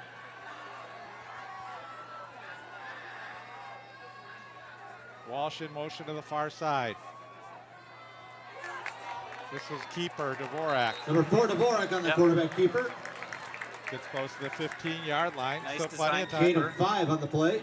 And this is where the Brings Orioles up have second started down. to struggle in this game, is when they get inside that red zone is where they tend to lock up. And so let's see if they can overcome and punch this ball into the end zone. Field goal doesn't do them a lot of good. Although now there's time on the clock. Yeah, and Deontay's is not in the backfield right now, so interesting. I wonder if he's tightening up too. Back to pass, rolling, looking, rolling. Got to get rid of it, just throw it out of bounds. Yep. Dvorak's pass falls incomplete. Good coverage by the Jaguars. Brings up third down and 6. So a big third down play for the Orioles here. with Huge third down 1:49 to go. play. Yeah, too bad they couldn't find someone in the middle of that zone.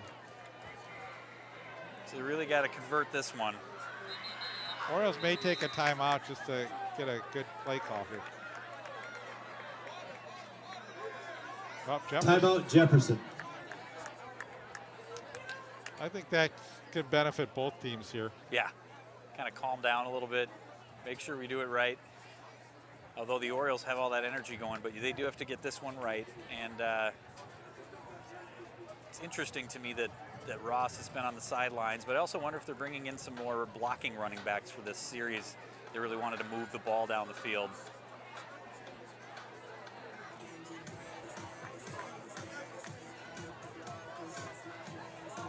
Orioles student section here. Everybody's on their feet, expecting, hoping, anticipating, believing in a touchdown here on this series to tie the game up, hopefully. Maybe we'll get a little bonus football tonight. Well, let's see. The Twins are tied 4-4. Let's see if the Orioles can tie this game up at 20-20.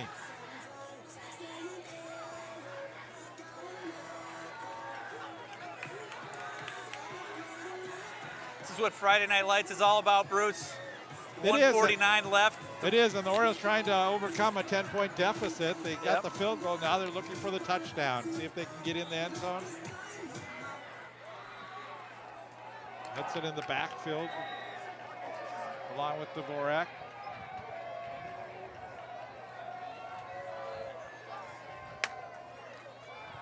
Dvorak, he's got time. So Jaguars are backing off.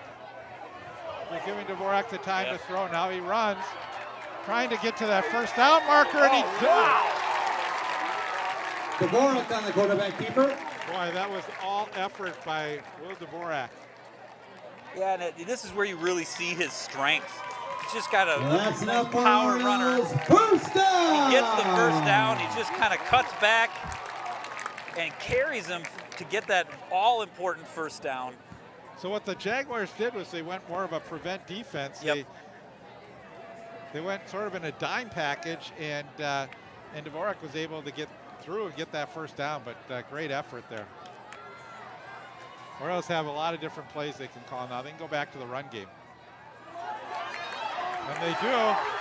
And Hudson is at the goal line. Oh, right at the goal line. Right. All right. So here the Orioles can let the clock go down. They Number 5, Hudson on the carry. Yeah, you don't want to give the ball back to the Jaguars, so Second and goal. tick that clock down. And That was the previous play. I wonder about a keeper right here. Yep.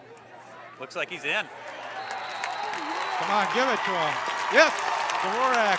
Dvorak on the Bye, quarterback little keeper. Sebastian. That's an The Orioles. St. Louis Park Orioles have come back to close it to within one touchdown. with 51 seconds to go. Great comeback by this Orioles team. Now they got to convert the extra point, or do you go for 2 and try and win the game? I think with this leg, you tie it up. Still 51 seconds left, depending on how long this takes. They're going to go for 1. Yeah, I think that's the right call.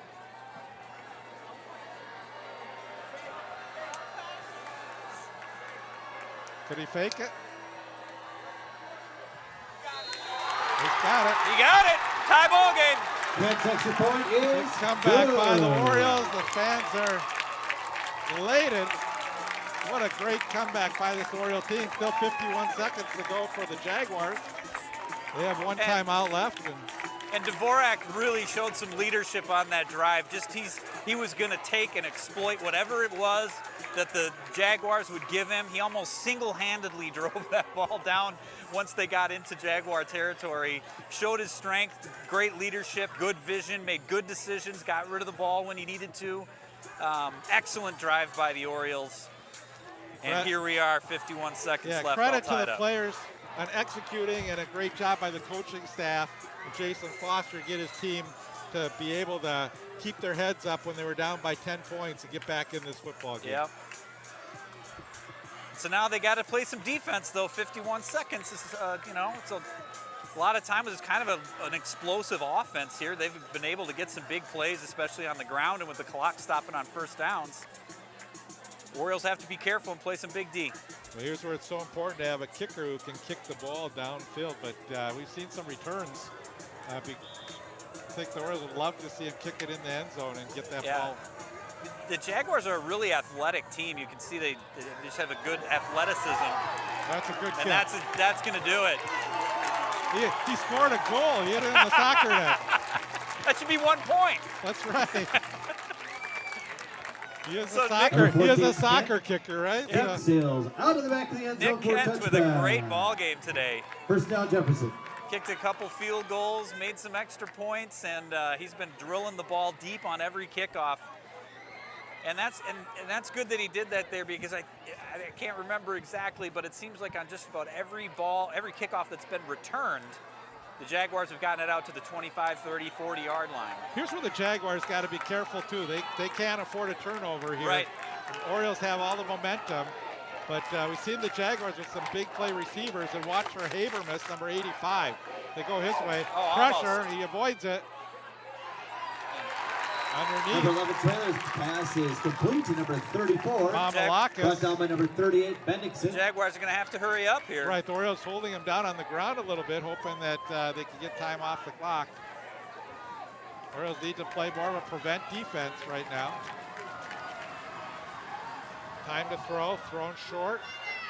Orioles do a good job. Number 11 Trailers pass is complete to number 85. Again, the Orioles could call timeout, but Brought down by with number it being 23, so close to the first Amos. down here, they're just going to let the clock go and play for overtime. Yep. Well, we do have a stoppage now.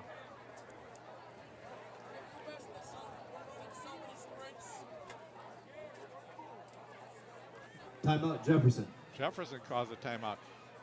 Here's why I don't like Jefferson calling this timeout, because if they get a penalty here by like a holding or something, puts them back 10 yards, now the Orioles have a couple timeouts left, and they could have an opportunity with a big leg kicker to get the ball in good field position. Yeah, maybe. Time for a kick. So. I'm with you on that, Bruce. The only way I could see calling that timeout there is if you called it right away, but they probably let another 8-10 seconds off the clock before it was called.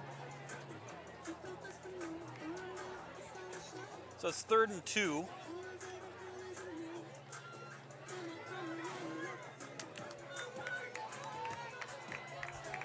Just a tick under 14 seconds left. I think they got on the scoreboard 3rd and 2. It looks like maybe less than a yard to go. But oh, yeah. So they could get a first down and then quickly run another play, but they're going to throw it down. They're going deep. They're going for it. Orioles have, almost caught. You know, you had a lot of Orioles there, but all of a sudden, out of nowhere, was Trailers Austin pass Group intended going for that football. Coops. I like that call. It's a gutsy Ball's call, incomplete. and it almost works. Yeah, but here's now you got Fourth fourth down, down, 7 seconds to go. And what do you do here? I think you got to punt. You don't want to give them, if you don't get it, it just take one quick pass and. I say Orioles should call a timeout here.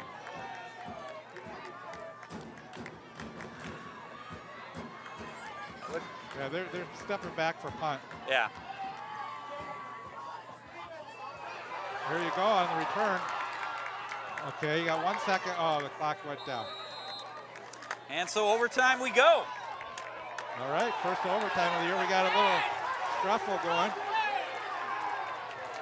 Things are heating up here in St. Louis Park. Both teams want this win badly, and they have both played at a level where they both deserve the win. And hopefully this is called on both sides, and we can just go on into overtime with the. Yeah, just offset it.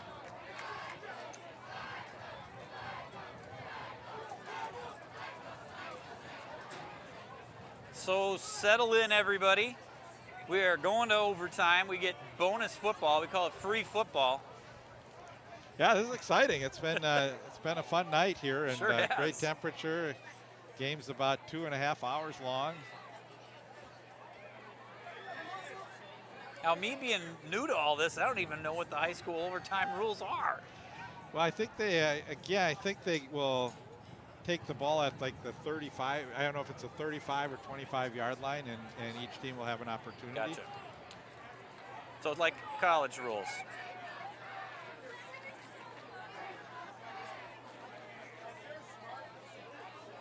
basically go to innings with a runner on second. That's right. That's one rule they can get rid of. I agree.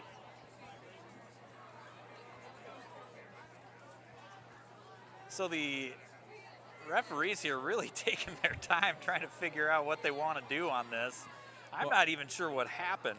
Right. Well, I think two things. One is before setting up the overtime, but how do you assess a penalty if it's against one team when you're in an overtime?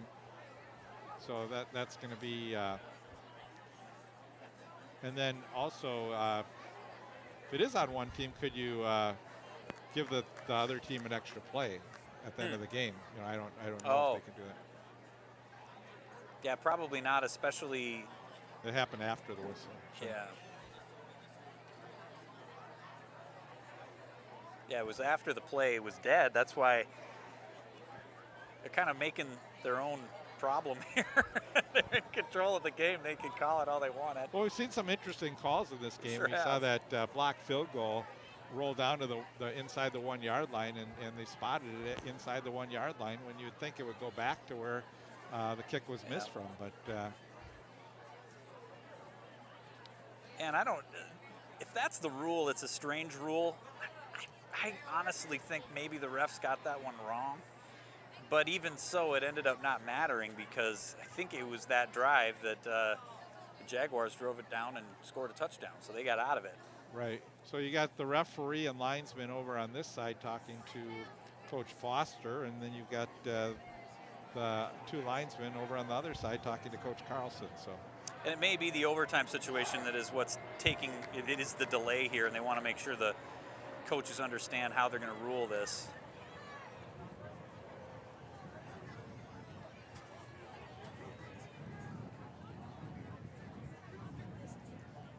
Coach Foster does not look pleased. No, I think the penalty's going to be on the Orioles. And of course, Coach Carlson doesn't look real pleased either. So if both teams are mad at you and you're the referee, you might be doing your job right. Here's the play. Maybe it was a fumble, so a Jaguar jumped on him, and then there was a little pushing that went on, and we had a push from another Oriole into the back, and that's what it is right there, I think. And that was unnecessary. Yeah, the refs were letting it go until that point.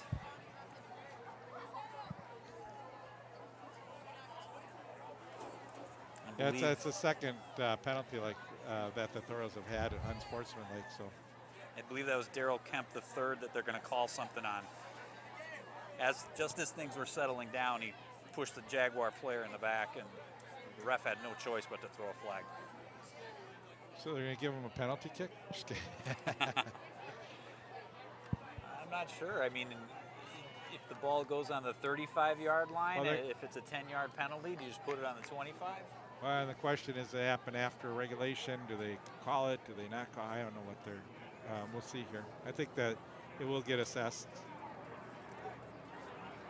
Right now, they're just going to determine who gets the ball first, and then which direction one of the teams will want to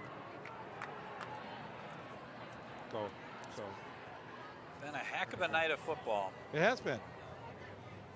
Still a good crowd here. Yeah, they want to see how this one turns out.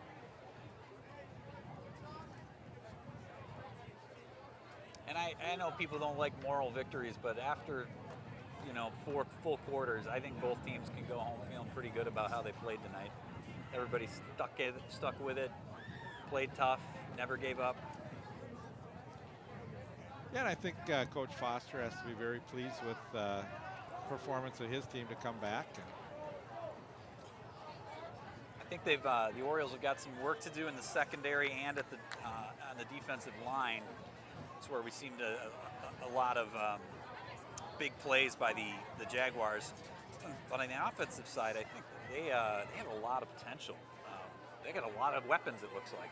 And what I do like is that, Dvorak did not have any time in the first half to throw the football. And I don't know if the Orioles made some adjustments, some blocking adjustments, or if the Jaguars just got a little tired there.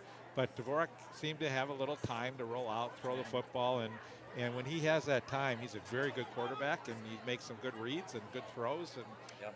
and he did a great job bringing the Orioles back. He sure did. Brady-esque. Oh, no. Had to throw that one at you, Paul. Just, quite honestly, the way he rolls out actually does remind me of Aaron Rodgers. You know, that's where Rodgers kills you every time. He starts rolling out, and you're like, oh, no. So here we go. Get ready to start our overtime. Orioles will defend to start. And I think this one is going to be moved closer, so because of the penalty. I don't know how else you do it. Very close. Yeah, so if it's a 15-yard penalty, it's They've got it on the 5-yard line. Is that a 30-yard penalty, or do they start on the 25? they must start at the 20-yard line maybe, because if it's moving to the 5 and it's a 15-yard penalty. So that's huge. That is huge for Bloomington Jefferson. Let's see if they're hoping they can punch. Yeah, this it looks one like through. Bertrand's back in the game, which would be big for the Jaguars. We saw him go out with a leg injury. And Bertrand goes There down. you go. And in this situation, this very much favors the Orioles because they've got the kicking game. They can get those field goals. Number 6, whereas Ortega on the tackle. Loss in the my play. hunch is that Jefferson Second might be and goal. kind of locked into just going for it. Yeah, the Jaguars, though, you got to watch for the big Nate Habermas in the corner of the end zone. Also watch for Krupp. It's a good, and they're going to throw that one up in the air. Unfortunately, look at the Orioles want a penalty here because they had a player taken down. Number 11, Trailer. And Pass and Not right sure now, what happened here. It looked like a timing play that was busted. There's definitely miscommunication on that play. Coach Foster getting his player who was a little agitated at what one of the players did off the field so he doesn't get a penalty. Yeah, there was a little scuffle going on over here, and yeah, it looked like Pearson was involved. Rolling. he's got him. I thought a hold. We got a hold. We got a Yep. flag. We got a holding call. Yep. This one's coming back. Jefferson's pretty excited right now, but not so fast. Yeah. So Oh yeah, he's got him wrapped up. Yep. Holding against. Holding on Jefferson. And that is big because it moves them back. Yep. And the field goal makes it harder if they have to kick a field goal. Yeah, they started on the 5. They're now going to be back to the 20. They lose that. Correct. Between some backfield tackles and the penalty, they're going to be right where they would have been if there hadn't been 10-yard penalty. penalty Right. at the end of regulation. Repeat. With Third the down. third down from Yep. that position. And this is where I would say, I think this format favors the Orioles because I don't think Jaguars have the kicker. Yeah, but they got to get pressure. Here's a long pass. He's got him. And intercepted. Intercepted. You don't need to run it back. It's a dead ball, but And now the Orioles are in field goal range to win this football game. it's a dead ball, but it makes it so that Bloomington doesn't number get 3, another Kent. shot. Right. And So all they need to do is kick a field goal and win this ball game. well, let's get a touchdown. Let's just win it that way. Get a nice run for a touchdown. I want Deontay Ross in the end zone. I think he deserves it. That boy has had a heck of a game today. So the ball will go on the. Well, let's see where they mark it. Oh, they mark it at the 10. First down and goal, Orioles. On the 10. On the 10. Yeah, I think the Orioles just run the football here 3 times. Yep. Exactly. Run the ball 3 times. If you don't get it in, kick a field goal. Yep. Don't. Protect that ball. Because they're already in field goal range.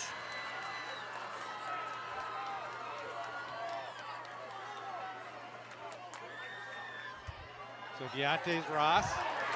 Get in there, buddy. Outside. Oh, and he gets tripped up. Nice Number tackle. 2, Couldn't turn the Ross, corner. number 3. But he picked up about, 4 or 5? He did. Sort of been his MO this second half. Yeah. Just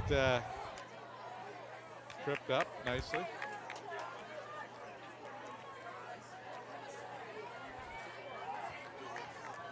I give it right back to him.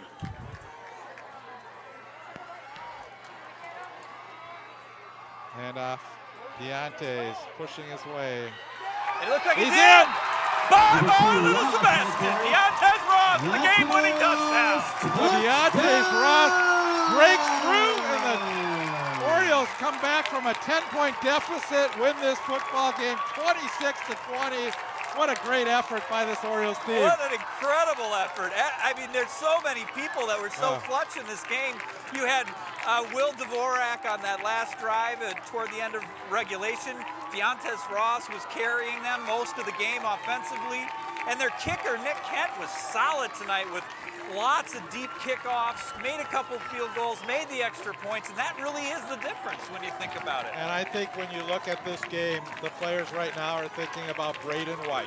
Yes. This was his night. They're honoring him, and they're able to give him a victory on a night that was honored for a coach that passed away at 37 years old of a heart attack. And the Orioles did a great job to come back and win in his honor here. Very well said, Bruce. Very well said. I think that's absolutely who this was for in their minds, and ended up just being a great tribute to him. A guy who inspired them to never give up. I read one quote that one player said that about him, and they did not give up tonight. And kudos to this coaching staff, getting their team ready to, again, they faced some adversity. They got this team ready. They were down by 10 points in the second half. They came back. They got the field goal first. They got the touchdown to tie the game with a minute to go. They were able to stop the Jaguars in overtime and put themselves in a position. They stopped the Jaguars, who started on the 5-yard line, and pushed them back to the 10, then the 20 with the penalty, and then getting the interception. So put themselves in a position to win this football game. Very well said. Great night for the Orioles, but also, as I said at the beginning of overtime, it's a devastating loss if you're Bloomington Jefferson, but I think this team can go home tonight feeling like they played their guts out and played well, and have a lot of potential going forward this season. Well, again, we, our first game of this 2021 season, and a great one to do, Paul. Probably one of our most fun games we've done in a long, long time. Oh yeah, certainly for me. And look at this crowd; they are loving it. Yeah, this is my 45th year up in the box. When you take starting with the radio station for 2 years and 43 years now with cable television, and you don't get too many of these games that come out like this, and an overtime win, and so much fun, and makes it all that worthwhile, and just to bring the game to everyone, and these players to be able to watch the game on tape delay, and also to be able to have copies of these tapes for future years too, so to show their kids. So again, kudos to St. Louis Park for cable television for being able to bring everyone these games, and again to the fans, we appreciate you watching and giving us feedback on these games. But you can tell we're excited. What a great night for football. Temperature couldn't have been any better, and the outcome couldn't have been any better for the St. Louis Park Orioles. So again, we want to thank our crew for bringing you tonight's game. On behalf of Paul Bodwin, we'll get your name right here once in a while, Paul. And all right. I'm Bruce Hoberman, thanking everyone again for joining us. Final score here from St. Louis Park. The St. Louis Park Orioles 26, Bloomington Jefferson 20. So long. Good night, everyone.